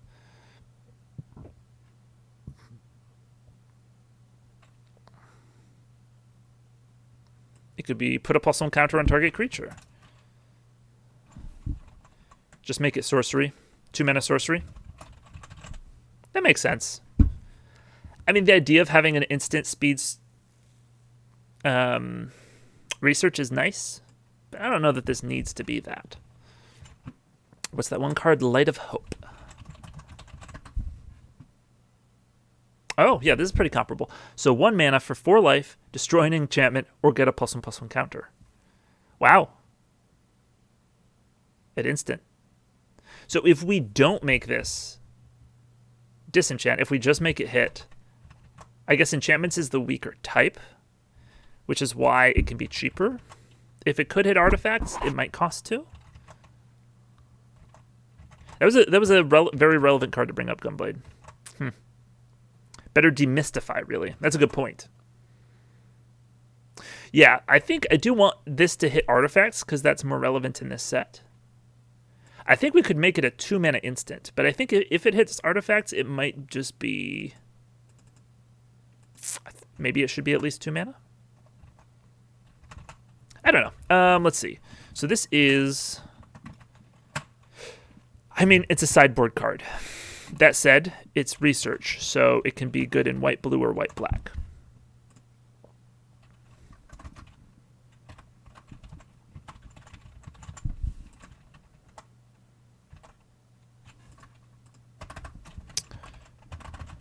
Could make instant if we remove one of the naturalize disenchant options. But for now, I think we've spent long enough on this card. It's fine as is, right? Create a 1/1 token instead of hitting enchantments.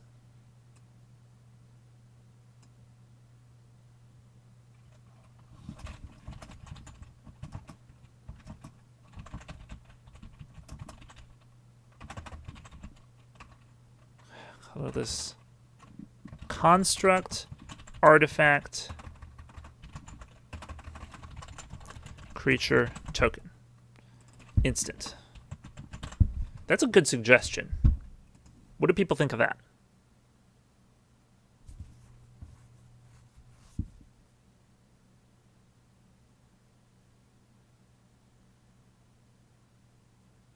What white artifact destruction is there like that?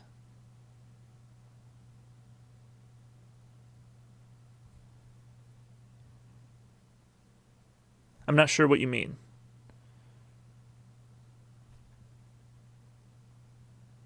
You mean, is there any like precedent for cards like this?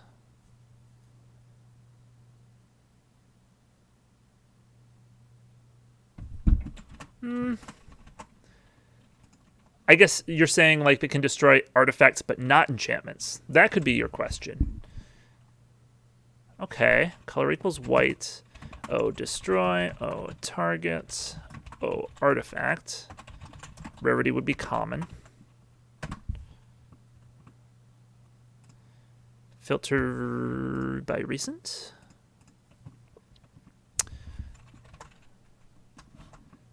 Okay. Both.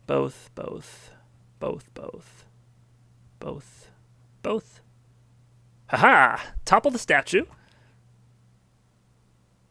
I think white tends to lean towards enchantment destruction. That's why. Yeah, and that makes sense. I mean, green does both.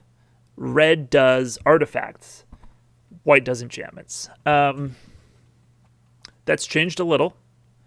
White does both and has been able to for a while, but does lean more towards enchantments. You're right.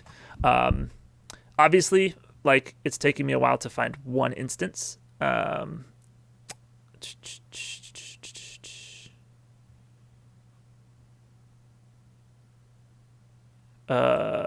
got to go back 11 years to find the next one.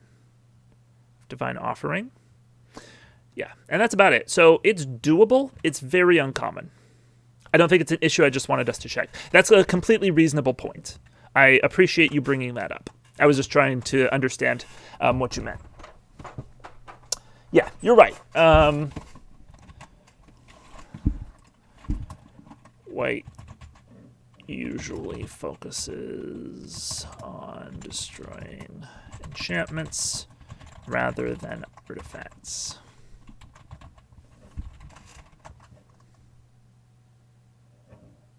Probably the red-white hybrid that exiles an artifact. Yeah. Again, I would probably not use that as precedent. Hybrid cards tend to bend a little, so... but you're right. I forget what that's called.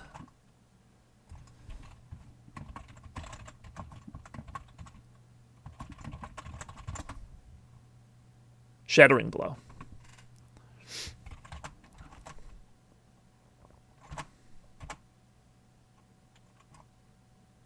Oops, sorry. Yeah. I guess, I mean, artifacts are more important in the set, but they're still not, like, a huge deal. We could make this enchantment.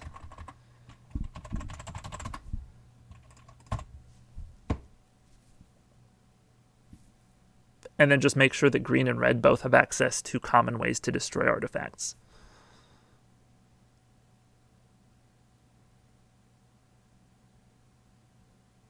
That might make sense.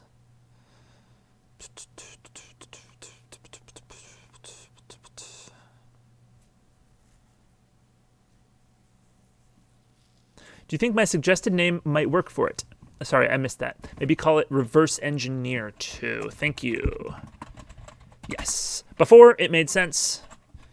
The current version of the card, Dissect Disguise, doesn't really work. So, yeah, I like this. I would check Mirrodin, Fifth Dawn, etc. Oh, yeah, for, like, their density of artifact destruction cards at common. Set, Mirrodin, Rarity Common, O, Destroy, O, Target, O, Artifact. Shatter, Deconstruct, Goblin Replica, no. So 3. Let's widen it a little bit. Oops. Not really. Exile.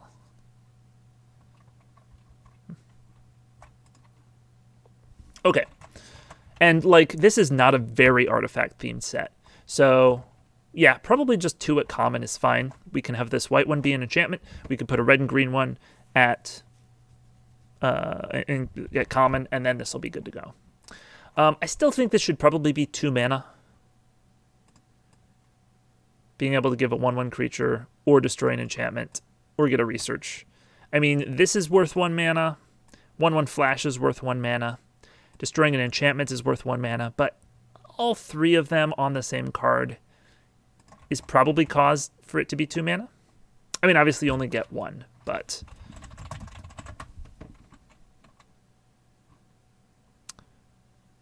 know Light of Hope only does 1, but I think this is better at 2. Do we have any Shatter Variants? Yes, I think. Let's take a look at Artifacts and Red. Oh, maybe not. Do we not have... I guess it would be after the creatures. You could sacrifice an artifact. Okay, we don't actually have a Shatter. What we do have is this card, which destroys a colorless permanent. Keep that as a note for later then, too. Thank you. That's a good point. Red and green. I'm trying to be a lot better about being organized with this set because it's kind of a mess, and that's just because I haven't been diligent about keeping it organized. So thank you for reminding me to do so. Red and green common artifact destruction. Got it. We do have this one, which is effectively a demolish.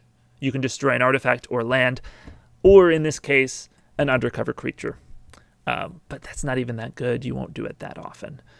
So really, it's just kind of a demolish, which isn't a very good card to start with. But I'm still pretty proud with it. Proud of it.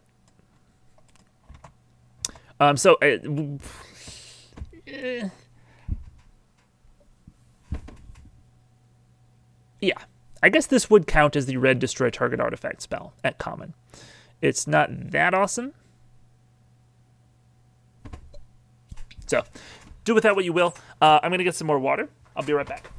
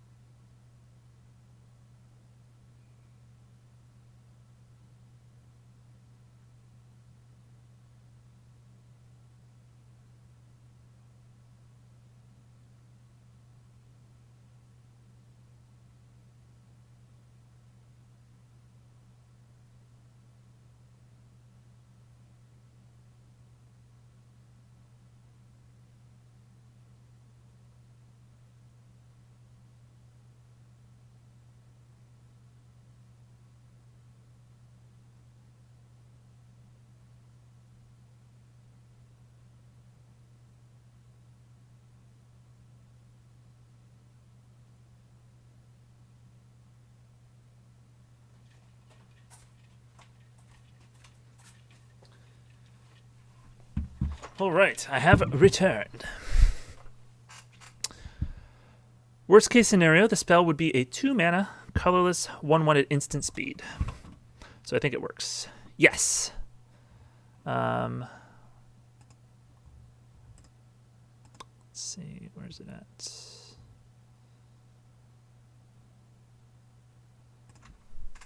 Yeah, 2-mana, 1/1 at instant speed. I mean, that's not great, but when you add in the other utility, the fact that there's a lot of ways to sacrifice that creature for value, and even just like being able to chump block or trade with an X1, it's not bad. So, definitely a niche card, but also because there are so many modes, you might find its niche in any deck you're playing. Even gets some utility in white-red. Yeah. Toolbox common, yeah. What's that one flashback spell from OG Innistrad? Geist Flame. Rolling Templar. Ooh, Lingering Souls. That's a good one. that's just a good card for pretty much any limited environment, man.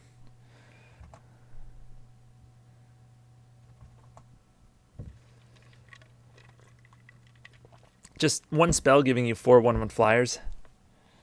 It's really hard to deal with if your opponent has no flyers.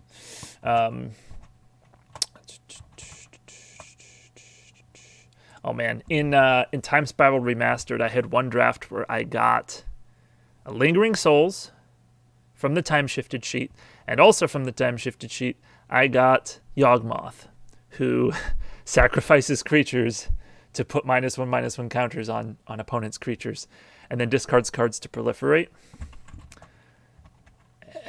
And it was very, very, very good. Oh, but yeah, you're talking about Ancient Grudge.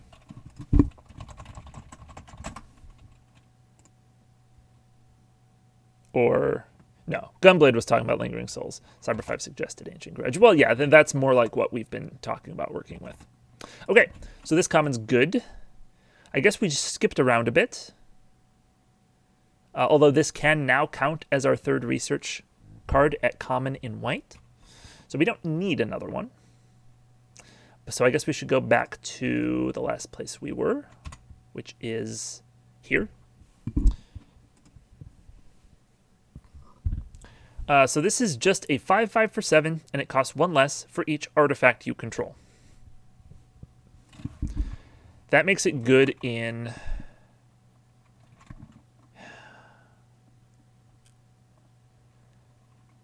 white, red for sure.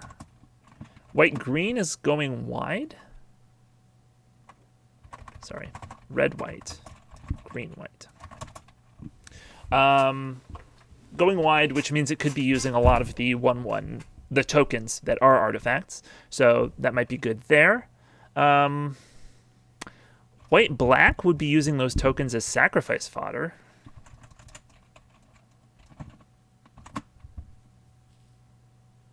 So it goes in several decks. My question is it even interesting? I mean, I guess it can be a cheap 5/5. That's pretty good. You need 2 artifacts to make this a playable card, 3 artifacts to make it a good deal.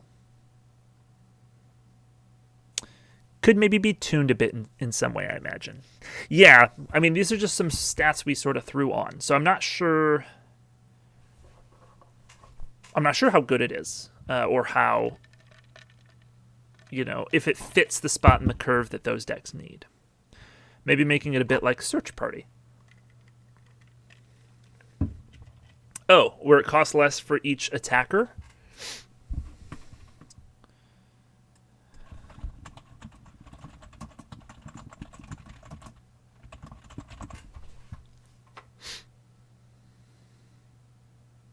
So then it doesn't just count artifacts, and it does encourage you to attack, which is what red-white and white-green want to be doing.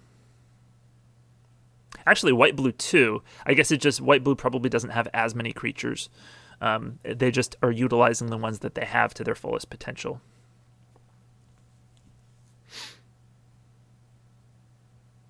Oh, Defiant Mars says, do we want a keyword?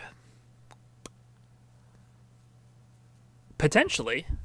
So, lifelink is straight out. You don't get lifelink on a creature this big at common. Flying. The cost would definitely have to go up for flying. Vigilance is maybe the obvious choice.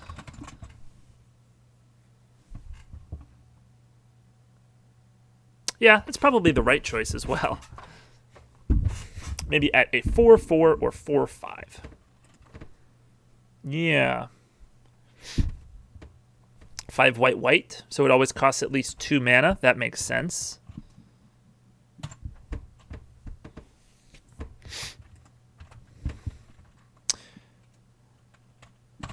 Okay, so if you attack with 3 creatures, this comes down as a 4/4 Vigilance for 4. So on curve. You'd have to attack with 4 creatures to make it come down on turn 3. Can you get 4 creatures by turn 2? No, I don't think so. So then the earliest this is coming down is turn 4 in limited. 4/5? Works for me.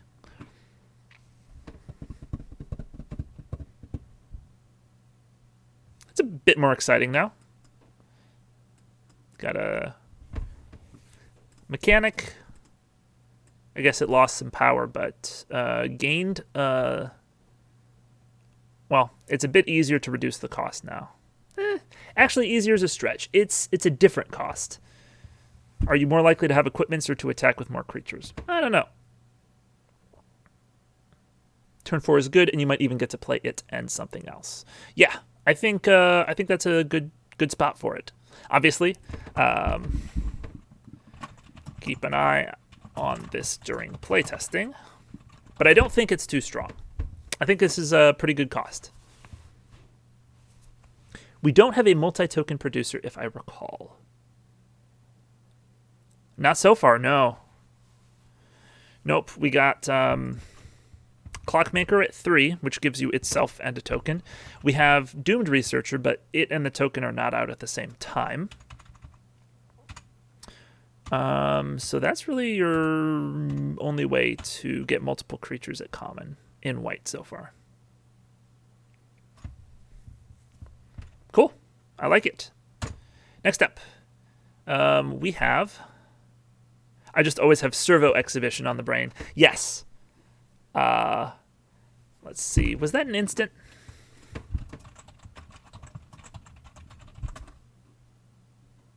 It's a sorcery. It's interesting. I guess because of the artifact synergies, it's a sorcery and an uncommon. Because, Raise the Alarm. Yeah, it's a common in Premier sets, and it's instant. Also for 2/1/1s.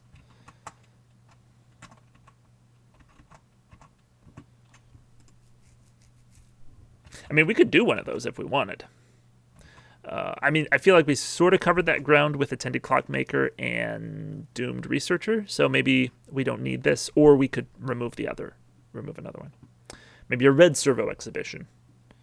Yeah. Oh, you know what we do have that I forgot about? I keep forgetting about because it's down here. We have a 1/1 for 1, where you can pay 4 and a white, tap and sack it to create 3 1/1s.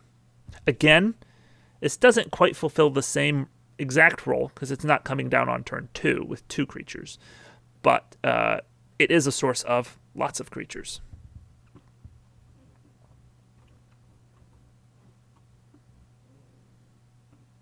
Okay, I will put down in the notes red Servo Exhibition. Boop, boop, boop. And then going back to... Here we go. This, Cyber5 says, this removal seems fine, though maybe we might have to check with the new color pie to see where white is with removal now. Yeah, so I Yeah, this is like 4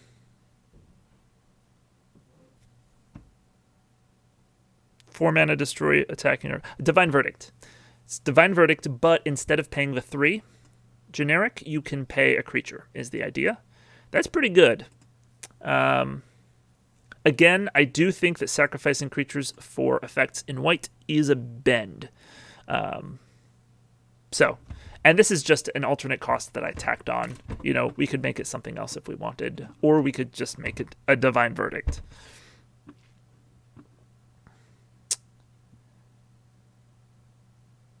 Just to help fuel some of the archetypes.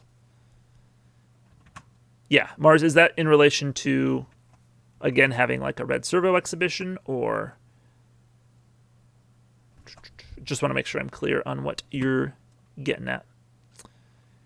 It is good for this. I like the alternate cost. I'm just suggesting we might have more options for removal now. It's a good point. Let's take a look at the color pie.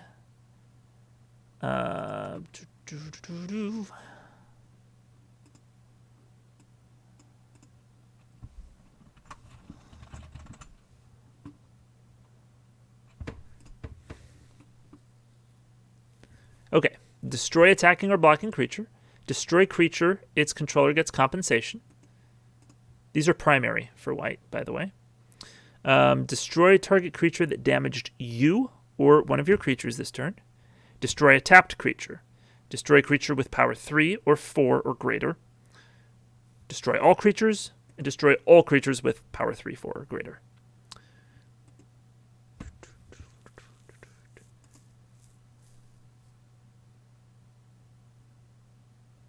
Pacifism.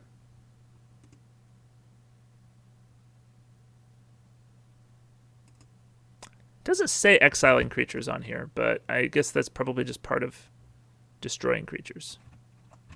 You could probably do any exile for any of those instead of destruction. Yeah, that was for the servos. Got it. All right.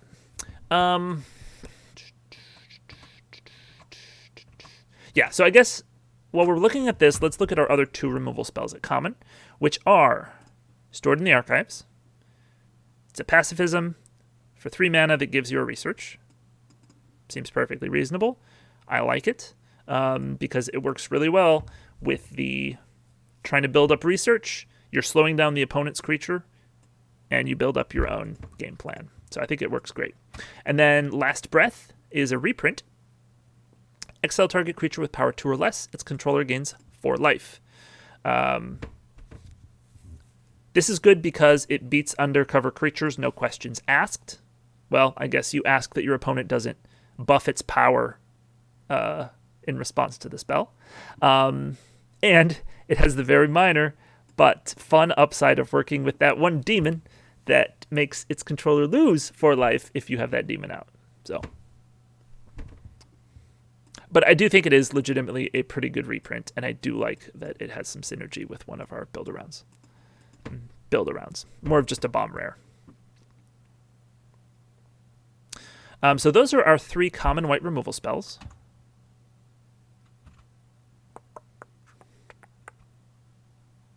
Usually white gets 2 or 3.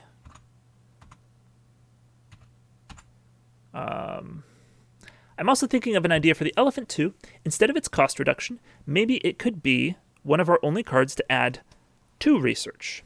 Or should that be a different card?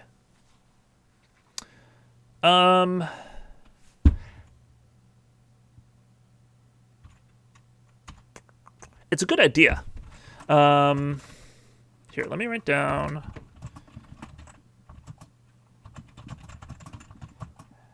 Single card that adds 2 research, and maybe a single card that adds instant research.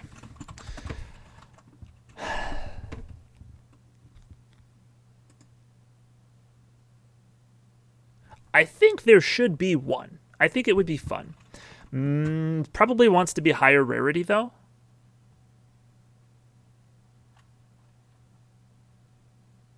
He'd be a very studious elephant. Well, I guess at higher rarities, we do have ones that are repeatable research. You know, like our blue-black uncommon is whenever it hits a player, you get a research. So it'd still be like 1 shot, but you're getting 2 research. We'd have to raise the cost. Probably. Make it bigger. 5 mana, you get 2 research. Something like that.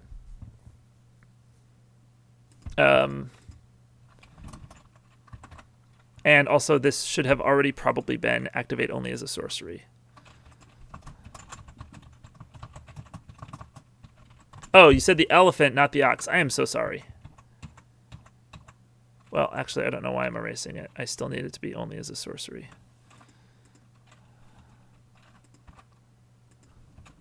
Okay, that's the ox. Here's the elephant. You're saying instead of cost reduction, it could add to research.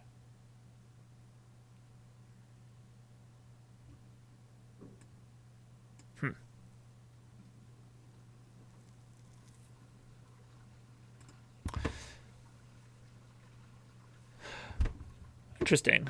Well, I'm not sold on having a card that costs a lot and needs a cost reduction. But do we want our big card to add multiple research? Later in the game is when research is going to fall off in usefulness. You know what we do need is a creature that gets paid off whenever you get research at common in white. You need payoffs.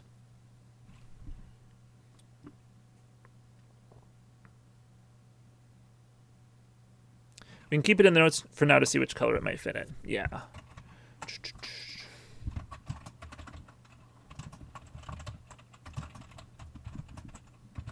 Research payoffs.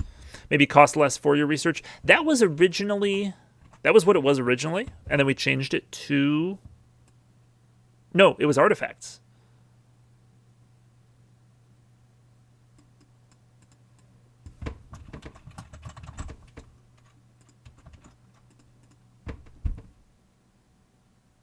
Do we like that better than attack trigger? Or than like an attack cost reduction?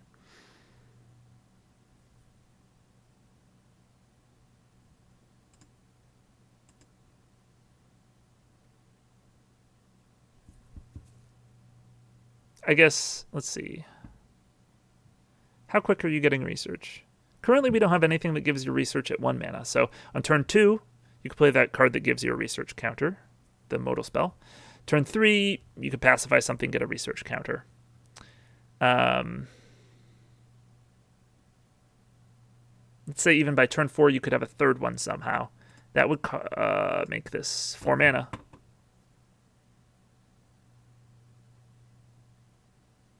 I could see this maybe getting something down on turn 5. Yeah, this feels like if you're dedicated, could come down on turn 5 or even turn 4 if you really get there, which still seems fair.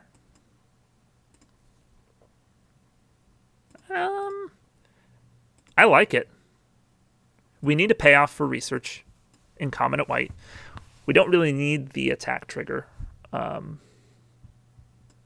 cost reduction, so I think that's a good suggestion. Cool.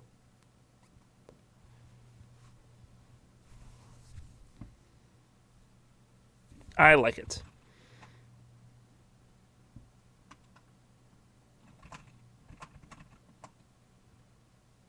Okay. So then I guess going back to these.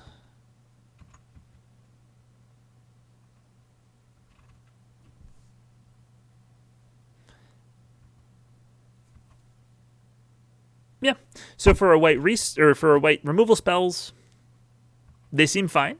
Does anyone have any, I guess, specific notes or ideas or thoughts on them? I guess this is best in white black, but also decent in white red.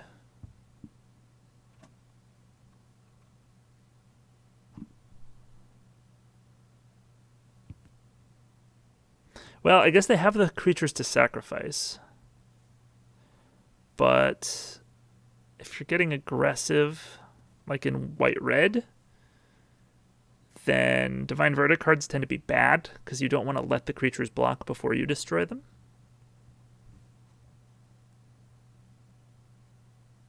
So this wouldn't be like awesome in white-red, but you'd at least have creatures to sacrifice. Stored in the Archives is absolutely a white-blue card. And white-black for research. And it's just a good card. So even if you don't want the research, you might just play it. Pacifisms tend to be pretty decent, I have found.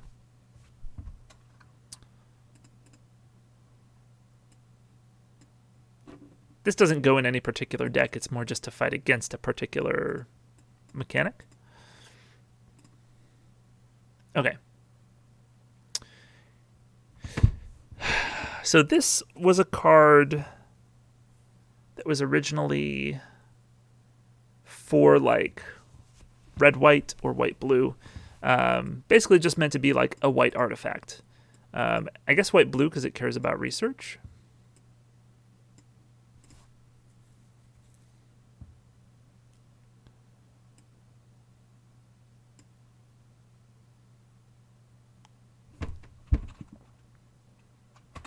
This could be just like this, but equip 0, activate only if you have 3 or more V.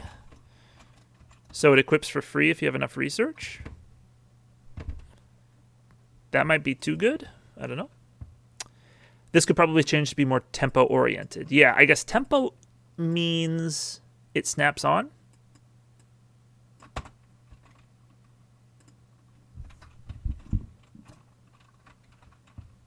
I forget the order of mechanics in snap-on equipment.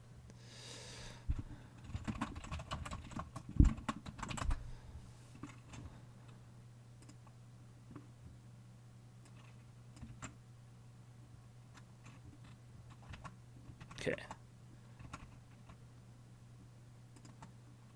It's snap-on, then equip abilities. Like equipped creature abilities, and then equip. Oh, it should probably be something if you got V this turn. Yeah. The equip activation costs 1 less for each V. That would work. But I do also like if you got a research this turn. Tempo just means that you get more value per mana than the opponent. Right.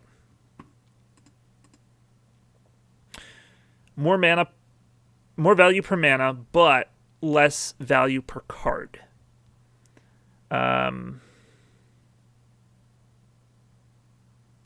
Generally. I was just thinking, yeah, if this snaps on, which we don't have to do, but if it does, that's more efficient than having to pay to play it and then equip it. So if it's for the blue deck, I think it really wants to equip for cheap.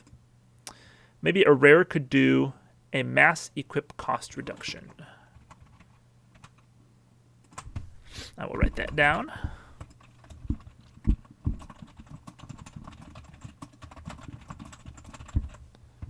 Seems reasonable. All the weapons cost 1 to equip.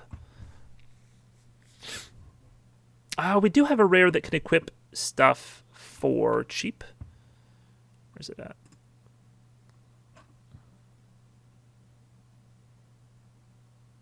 Yeah.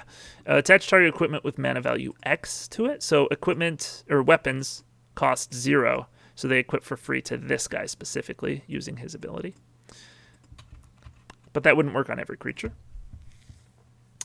We should at least have 1 card at common that has the if you got V this turn payoff. I agree.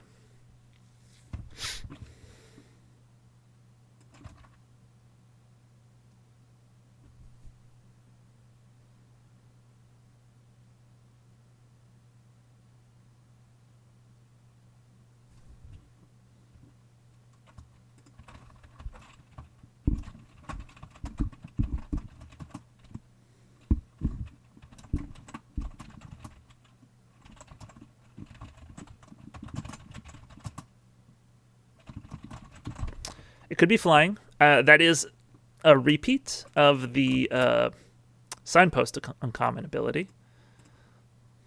So it could be that, and then the equip cost goes way down if it's just like giving +1/+1. Actually, it could just probably be 1 and 1.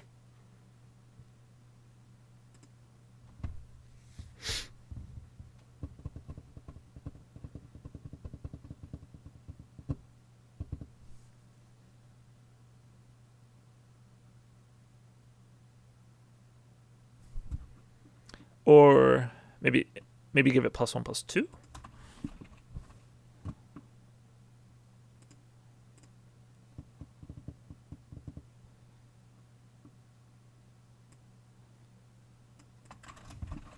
Or it could be when equipped creature attacks. If you got a research this turn, tap target creature.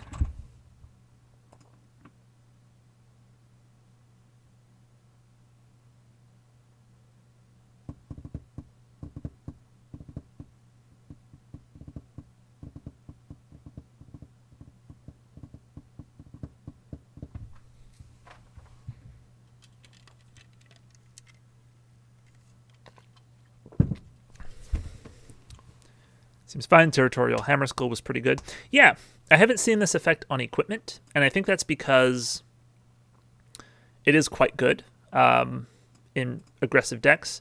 And so just to be able to give it to any creature repeatedly is pretty strong, but it is restricted to getting research. I think green-white could still make use of it too. Red-white, obviously. Yeah, I mean, imagine that you store in the archives one creature, get your research, and then attack with your pre-equipped creature, tap down another, remove 2 blockers in one go. Oops. So clearly white-blue.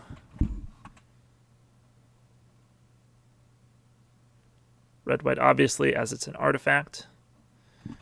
Yeah. Green-white in that it's kind of Voltron-y.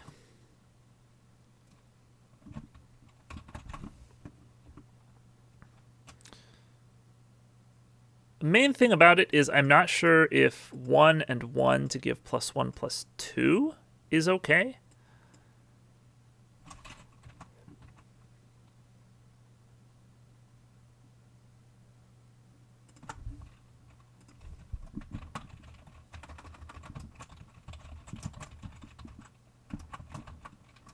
I'm not sure if there's any equipment that does that.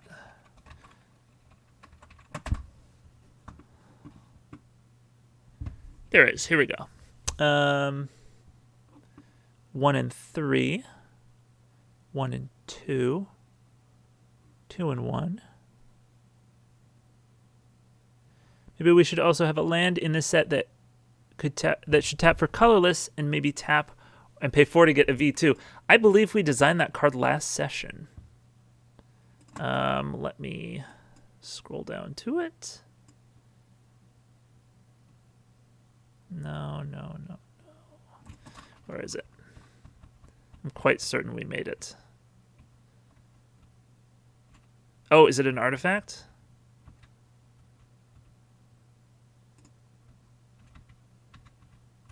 I know we made this card. I'm not crazy. Hold on.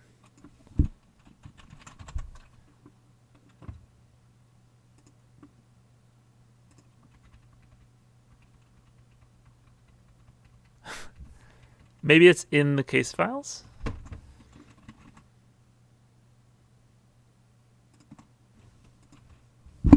For some reason?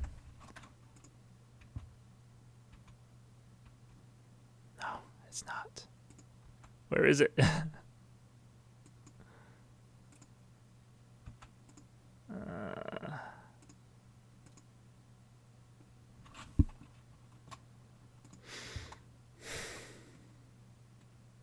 Did I not save it?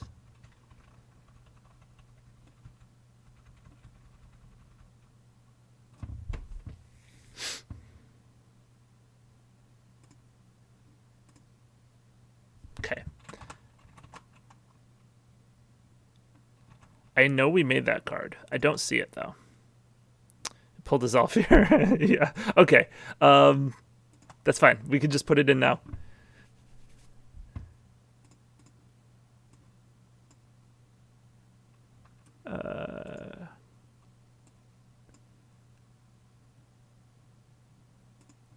Look, we'll just add an uncommon land. So weird. Okay.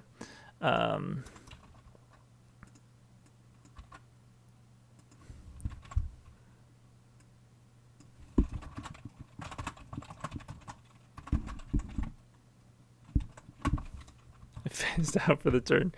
Well, hopefully my turn ends soon. Yeah, just something like that.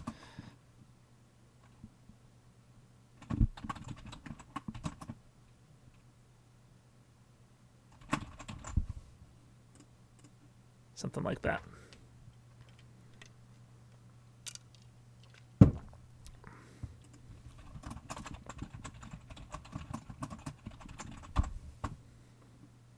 I know adding this ability or restriction is kind of a buzzkill, but I think it's a lot more fair. But I guess time will tell whether we need it or not.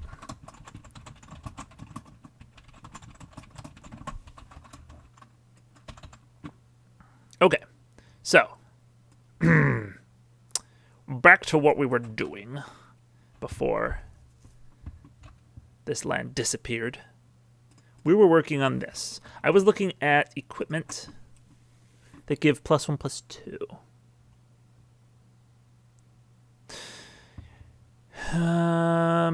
Yeah, the closest ones to pay 1 and 1 to play, 1 to equip are Inventor's Goggles, which is pay 1 to play and equip for free to Artificers when they enter. And Mantle of Tides, which is pay 1 to play and equip for free to anything when you draw your second card in a single turn.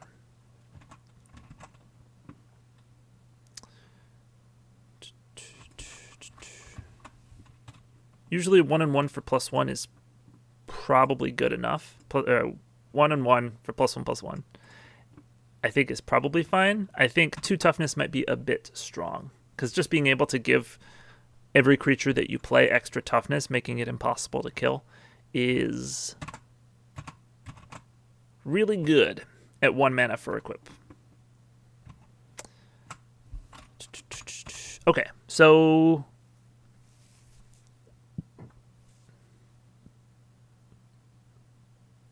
seems like a reasonable design.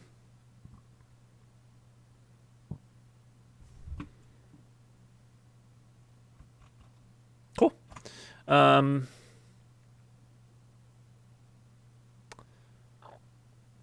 Okay. We definitely need some combat tricks because we have white-blue tempo. For tempo decks, combat tricks tend to be more effective than removal, or just bounce spells. And then for just aggressive decks in general, if you can't get your hands on enough removal, combat tricks tend to fill in the gaps and are just more mana efficient. So I think having a very efficient 1 mana 1 makes some sense. This is just very simple, +2/+2 for 1 mana, and then tacked on we have Surveil 1.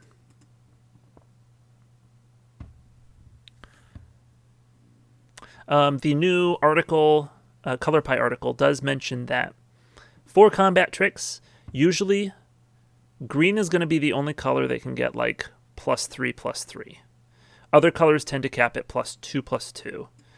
White can go higher under certain circumstances, like Flare of Faith goes to 3/3 if it's targeting a human. But yeah, so 2/2 for 1 mana tends to be a reasonable rate. And then sometimes you get like a small bonus tacked on. So I was like, Surveil 1. It's good.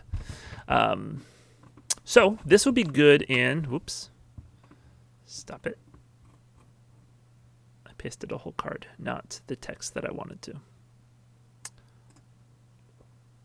The +2/+2 colors also tend to get a bit extra on the side. Yes.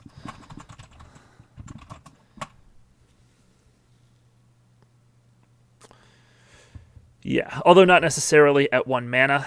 I think it's fine in white. I think white tends to get that, but let's see. Type instant. Oh, +2/+2. Color equals white. Rarity equals common. Mana value, I guess it's still CMC on here as 1.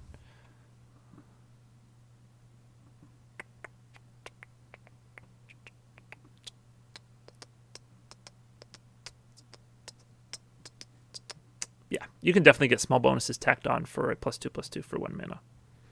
Small bonus. I think Surveil 1 is small enough. I'm just trying to tack it on where it makes sense in the set. We really want the flavor of the organization is watching.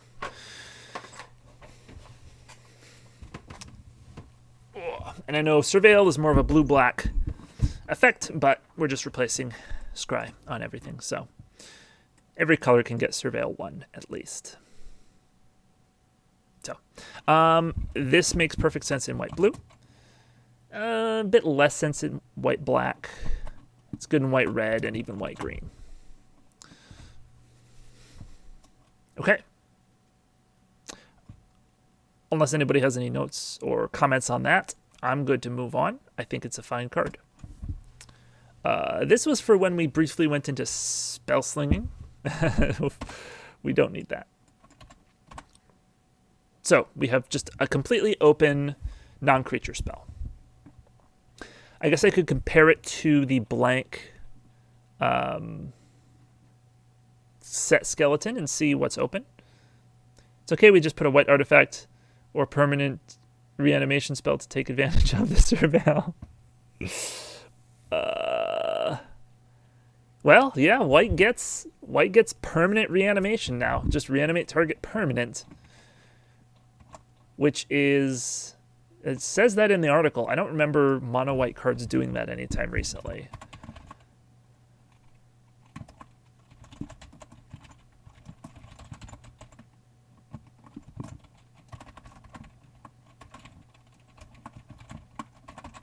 Color white. Disciple brings it back to your hand.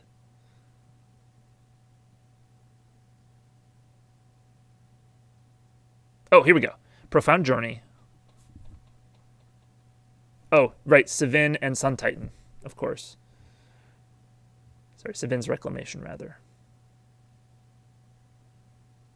Shepherd of the Cosmos. So they have done it on a couple recent cards. Mostly these two. So maybe it's something that they're looking to do more of. But, yeah.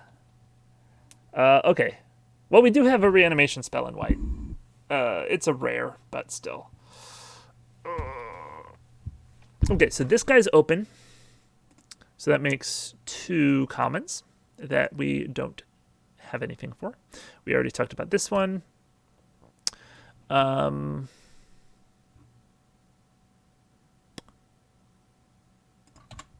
that one's completely gone because it was extra anyway. We don't get 20 white slots. If you're wondering, the 19th one is the one I showed earlier down here. This guy counts as a white card, sort of organization-wise, even though it's an artifact. Okay. How about a white counterspell if we got an open slot? I mean, be the change you want to see in the world, right? I am all for that. So then Cyber5 says, save that for uncommon. Yeah, Cyber5 was saying it's got to be pretty specific in how it's dealt with. I mean, I would like to see it at common regularly. I really want it to become a thing that's almost as much white as it is blue. But maybe that's just me. Or a white banishing light for spells.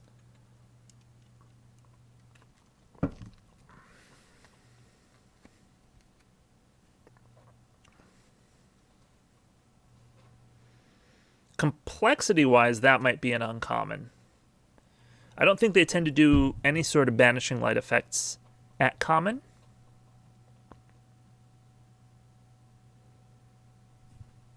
Trying to think of any. Champion a creature, I guess, is the closest thing. They did? Hello, Lizard. Do we have anything with lifelink yet? No, I don't think so. I guess I can just look here. Lifelink. No. That would probably be a good inclusion.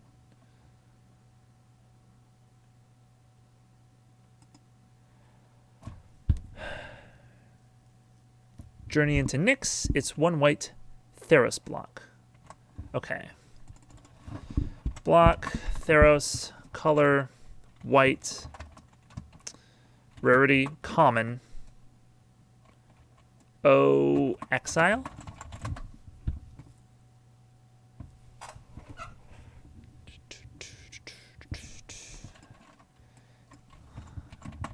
If we just look at all the Journey into Nyx commons, we could see if we might find what you're looking for. I don't see anything similar to Banishing Light there. Journey to Nowhere. Oh, yeah. But isn't that just for a turn? No, it is not. It was Zendikar. Okay. So yes, there was at least one set where they did a common Banishing Light effect. I believe creature O-rings like Banisher Priest are common. I thought Banisher Priest was an uncommon.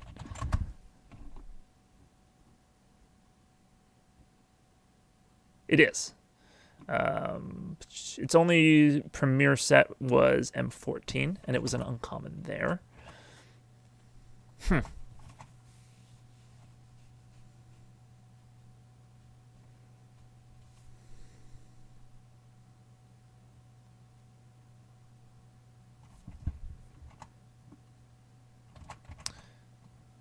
don't know why I have this here. We're not really looking at that right now. Oh, I was mistaken. Maybe Fiend Hunter was common? I know Fiend Hunter was not. It was originally from Innistrad, where it was an uncommon as well.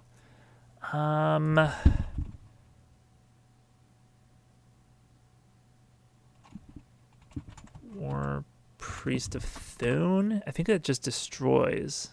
And that was also an uncommon. I don't know.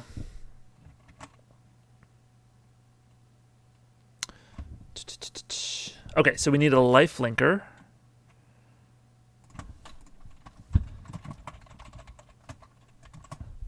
And we need potentially a counterspell. Could also add a white Anticipate.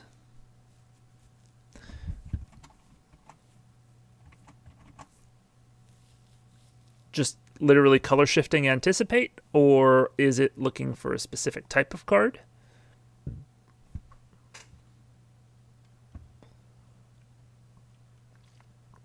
I know I have thought of an idea of a white mana dork that only taps for mana if you're behind on lands too.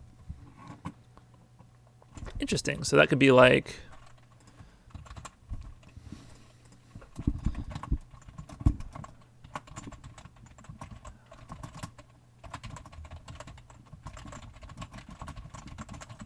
That is in keeping with White's philosophy on... like mana ramp. So I think it's a perfectly acceptable design. Or maybe a commune style effect for artifact cards, maybe. Commune style. That might fit in our slot better, giving white some card draw. I like color shifting Anticipate. So white in my sets doesn't get as much draw, but you can see more cards.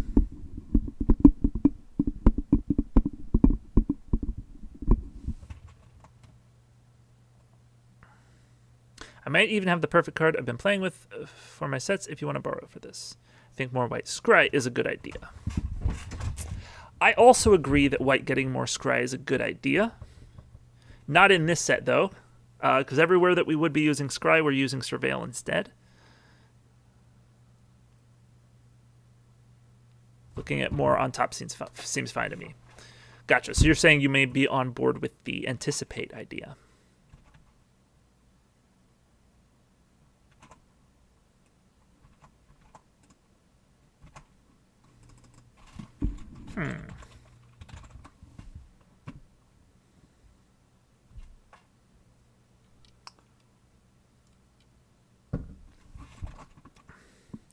Okay, Cyber 5 is suggesting repurpose. 2 and a white sorcery.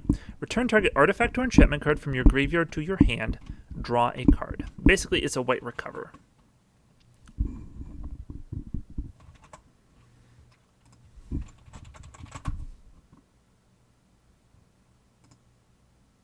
Oh, yeah. Seems fine power level-wise. We do already have a recovery type effect, which is this guy, Recovery Agent. So he's a 3/1 for 3. ETB, you recover an artifact card. So I don't know that we want both of those. Although we could change this to have a different effect. We could change it to just be like a 3/1 lifelinker with Undercover, if people like that better.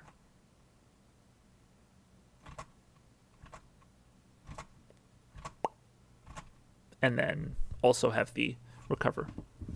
That is true, it's just my suggestions. Are there any effects we don't have yet for a spell? Yeah, let me look at the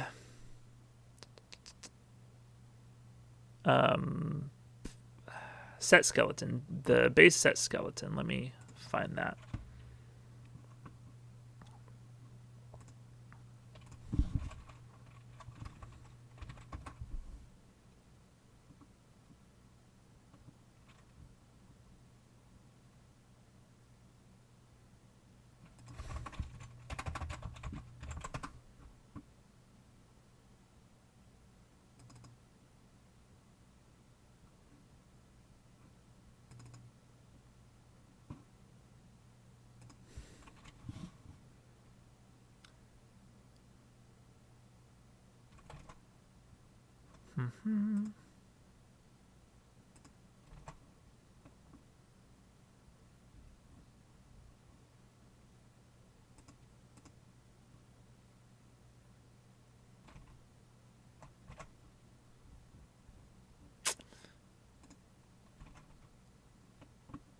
Hold on a moment.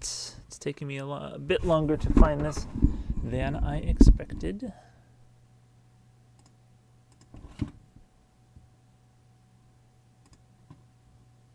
There we go.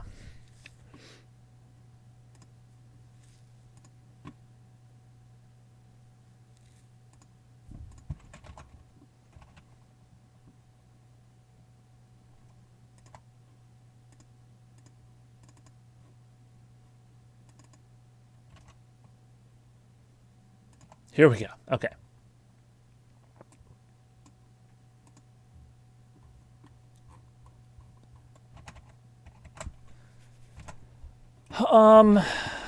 Let's see.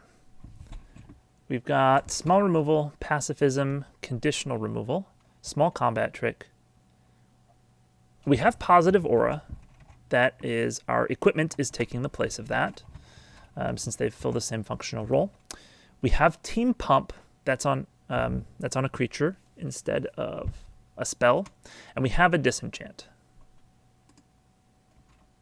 I guess the set skeleton suggests 12 creatures. We have 11. So we could just add another creature.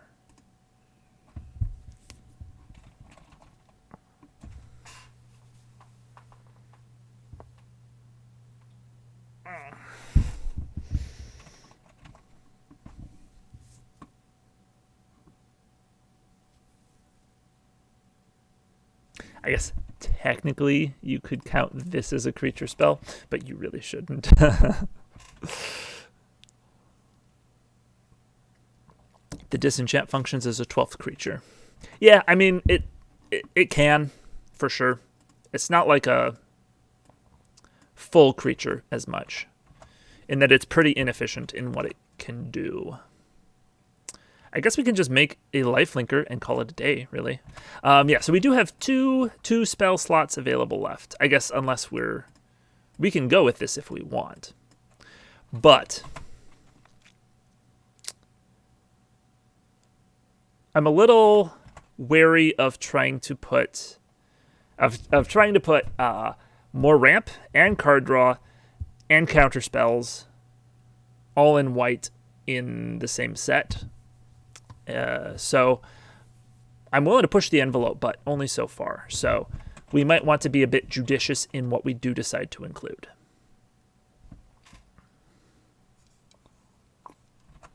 But yeah, we definitely need a lifelinker, right? So, I mean, this could just be a 2-mana lifelinker. I mean, if people like, I am perfectly fine with turning this into a lifelinker that will remove some lines of text from it. And then making this a recovery spell. And we can just have 11 creatures, or 11 and a half creatures instead of 12. Any particular mana values you want these to be? Let's see, we got a 1-drop. We've got 1, 2 2-drops. 1, 2, 3 3-drops. 1, 2 4-drops, a 5, and a 7 that'll probably be somewhere around 5 mana. Which means we really want a 2-drop.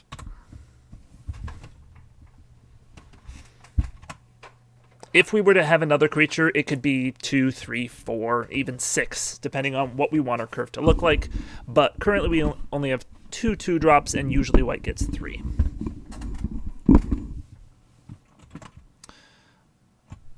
Maybe another exploiter. Okay. We do have a 2-drop exploiter.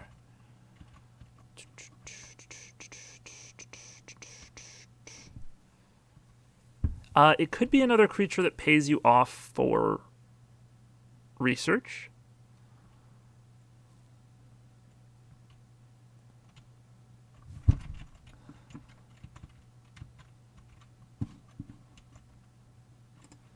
Like, I mean, we could do exploit if you have another good suggestion for it. I mean, it could be as simple as like gain some life. Okay, cool. I also think that we have enough exploiters, but I also don't want to just be like, no, you're wrong. Yeah, we only have 2 at common and white, but I think that honestly you don't need that many. Maybe an artifact creature. Oh yeah, that's reasonable.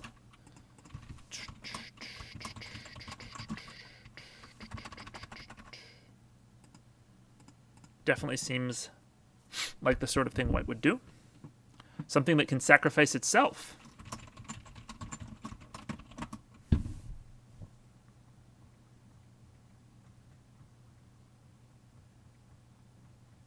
Yeah, that would let you trigger your orderly gathering at instant speed.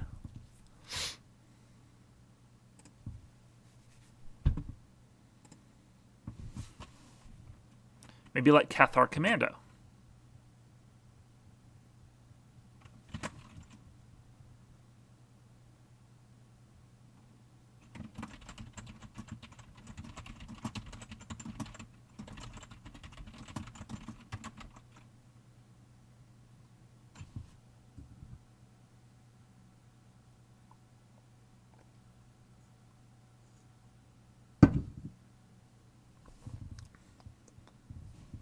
Seems perfect. Let's ship it out. If we don't want to do that at common, it still needs lifelink too. Oh yeah, so I wasn't sure. Nobody really gave a response. I wasn't sure if we wanted to make this the lifelinker and then also put that recovery spell you suggested, or just keep this as the recovery spell.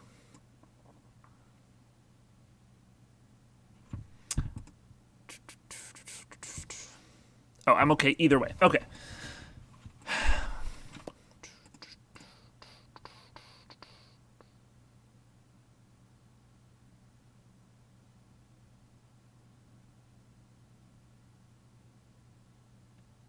Yeah, I think I like making this a lifelinker and this your recovery spell. unless anyone has any objections.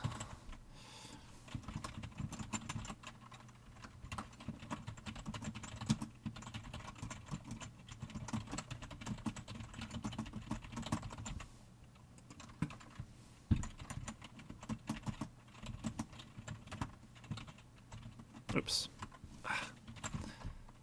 Return up to 1 target artifact card from your graveyard to your hand. No complaints here. It fills out the slots pretty well. Great. I just like how this had a lot of text on it before. And this was my design, and I liked it. But yeah, it just had too much text. So I really like simplifying it. We put the lifelink here. We put the... What did you call this spell? Let me look back and see.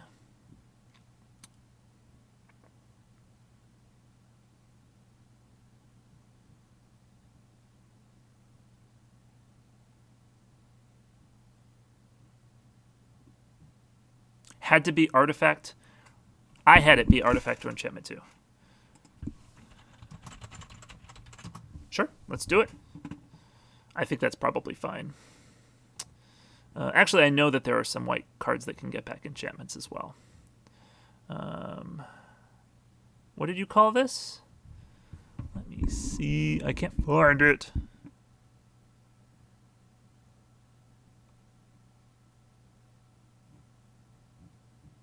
You called it repurpose. Thank you. Cool. Seems great. This guy still seems good. Okay, and that takes us back to this guy. We don't have to actually make him our onboard counterspell. But he could be an artifact that sacrifices himself.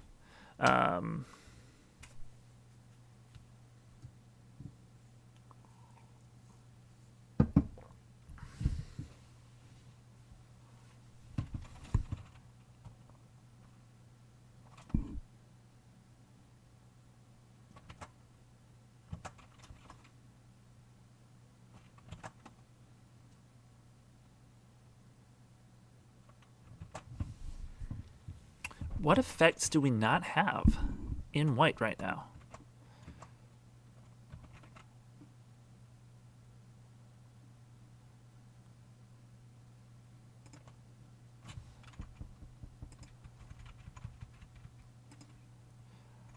It could be a second combat trick. I mean, it would be an onboard trick, obviously. Maybe sack for a rescue effect. Turn target creature from your... No. Turn target creature you control to its owner's hand. Maybe paying white for it.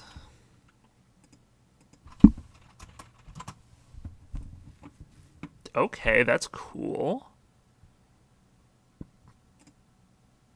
We do currently still have our small flyer doing that. This one's kind of cool because it is instant speed, so it can respond to stuff. So, but you do have to sacrifice a creature for it. Oh, you got an open spot because you had a team pump on a creature. Yes. That is why we had, an extra spell slot.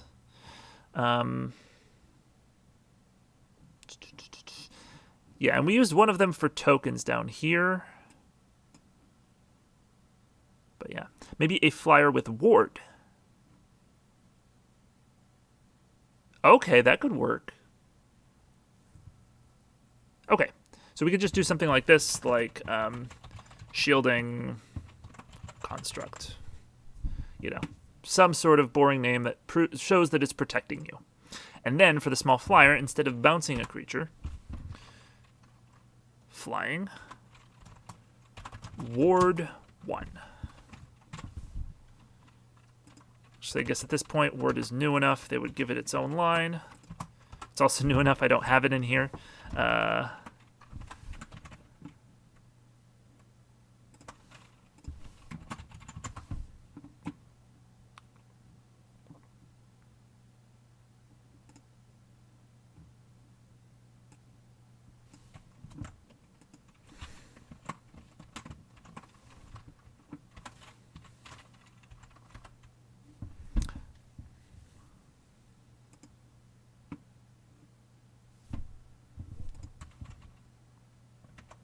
Or maybe give it Ward 2. Oh, gotcha. Would it still be a 2/1 or a 2/2? Yeah, I think if it's Ward 1, it's still a 2/2. With Ward 2, it could probably be a 2/1.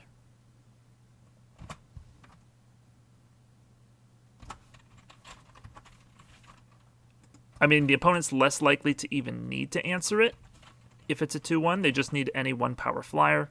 There's not a lot of 1-power flyers in the format, so I don't know if the difference between 1 and 2 toughness is huge.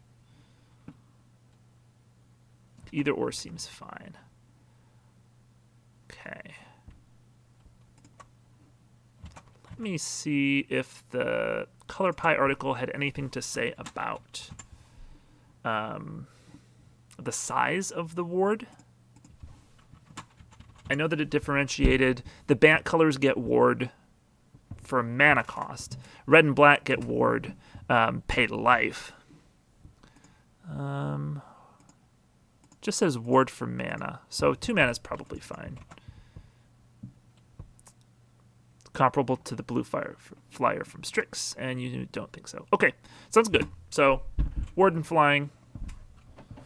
And then over here we got a little dude who sacrifices himself for you. He's so nice.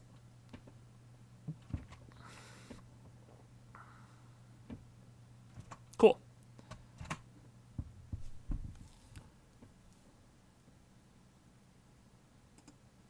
Cool. Well, we could flavor some of these other creatures into artifacts too. Depends on how we flavor them later. Yeah. Yeah, we sure can if we want to. I don't think we need too many artifacts, but as you know, if we want to, we sure can. There's one. Yeah, I think at least having that one makes sense. We already have artifact creature tokens. They're very, like, the artifact creatures are very much flavored as servants of the organization who created them.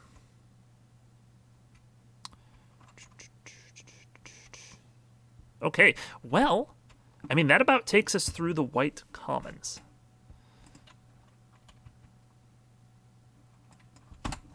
And it's been almost 3 hours, so it's about time for me to wrap it up.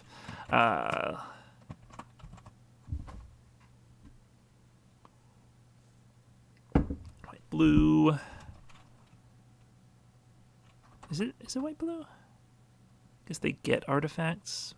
It's not very tempo-y. White red, definitely.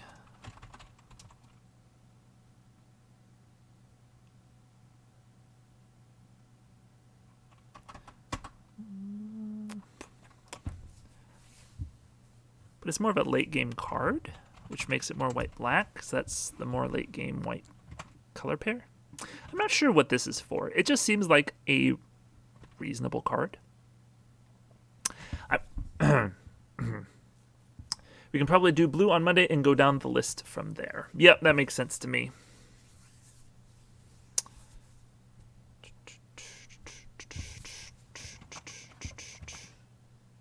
I'm pretty disappointed that the Color Pie article didn't address white mana acceleration. I don't think catch-up ramp alone is sufficient.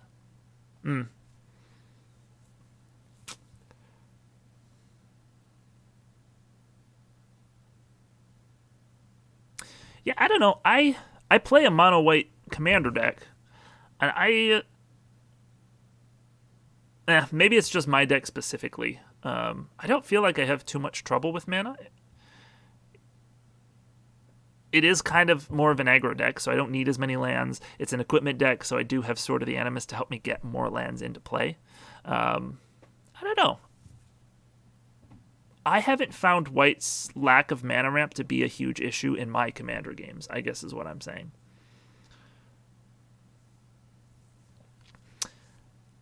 Cyber5 says, I know I'd want white to be able to set other players ahead back on mana, but I can understand why they wouldn't want to put those in standard sets, like mini Armageddons. Like each player sacrifices down to the minimum number of lands everyone has. Or to the number of lands that the player with the least has, I guess. I got mono white Avacyn, and I don't feel like I lack mana. I tend to have a lot of mana rocks in there, though. Yeah, I mean, obviously that's not why you just use your colorless mana. There's Mind Stone or Hedron Archive or, like I said, I use Sword of the Animist, which is real good. I think I'm just still mad at the green treasure statements. Yeah, green getting treasure felt weird. I really don't like Old Gnawbone for a couple reasons. But at least green is best at ramp in general. So, like, it getting artifacts is not too out of its way. Yeah, treasures. Artifacts that can ramp.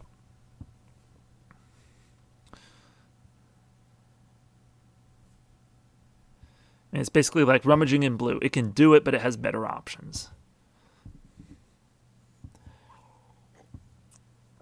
Yeah, I don't know if they've done blue rummaging in a while. They did black rummaging in Midnight Hunt, though.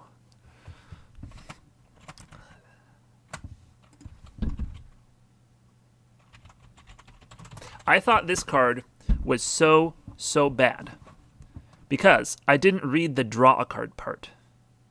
Because black doesn't get to rummage. It doesn't discard and then draw.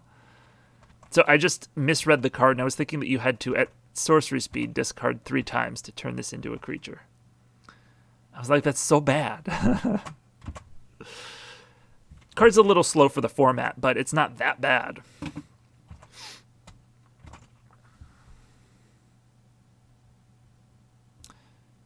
I understand it intellectually, but I still dislike it since green has such a monopoly on other mana acceleration effects.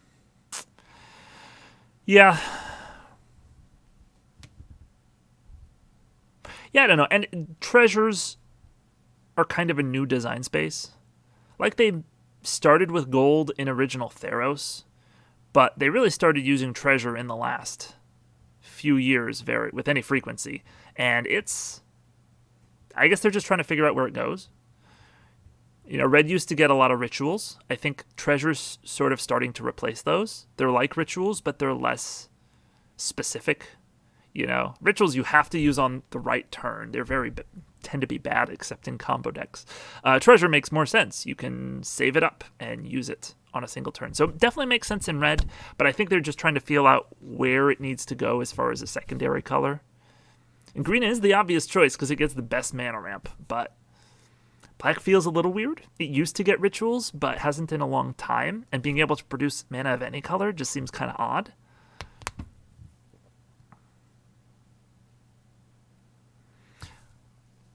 Other colors tend to have monopolies on other effects too. Yeah, like blue and counter spells. That's true, but white is last in both mana and card draw, which are central to the game. Yes, and that's a fair point, Mars.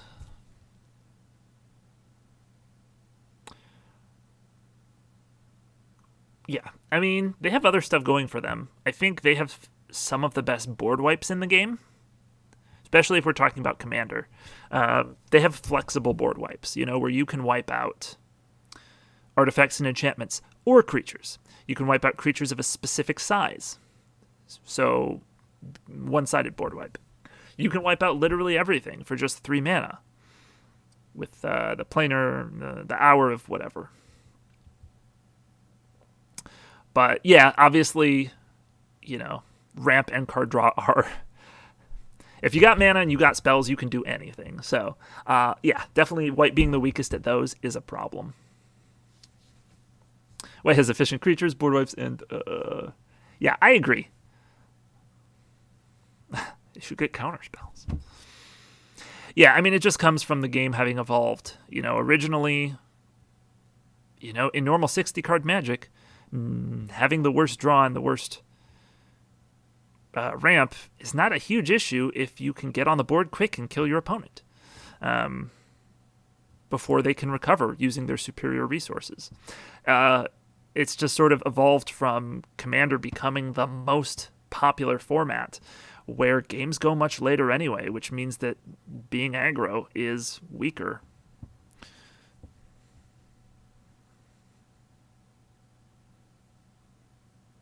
Like, I understand white needing more tools, but I usually think people usually think that green should be stripped of everything in the process, which is a bit more unneeded. Yeah. Like, definitely green has been a bit overpowered the last few years and has gotten a lot of cards that's like, did it really need that? Did it really need Questing Beast? All those abilities? You know, I know there's more cards like that that's like, it feels like green is stealing from the other colors. So then people are just sort of pushing back and being like, green needs to needs to get everything taken away from it. So I agree. You definitely don't want to push back too hard. You don't want to try and remove green's identity just to give white a better one. I think repeatable green treasures are a bridge too far.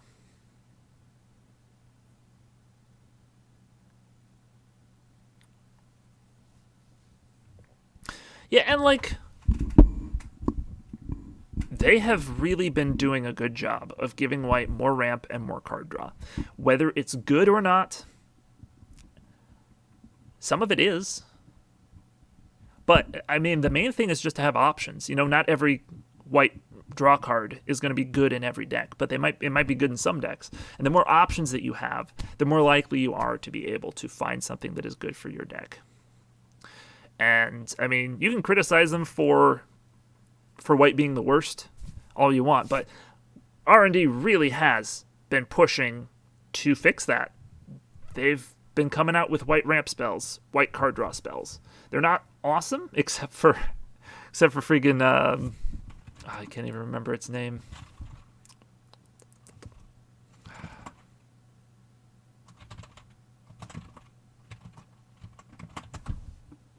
Can't I remember its name? Except for Smothering Tithe.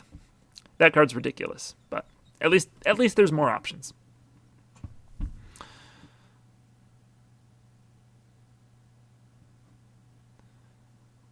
I do have faith, though. It took a long time for red impulsive draws to get going, but now we're swimming in them. You have faith? I'm confused. The red impulsive draws came from faithless looting. Doesn't make any sense. All right.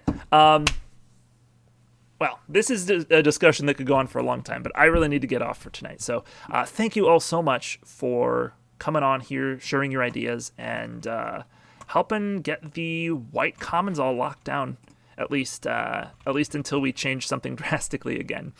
They're looking pretty good, and I'm really excited about them. So next week we'll start working on blue. And I look forward to seeing you all then. Have a good, whenever it is, wherever you are.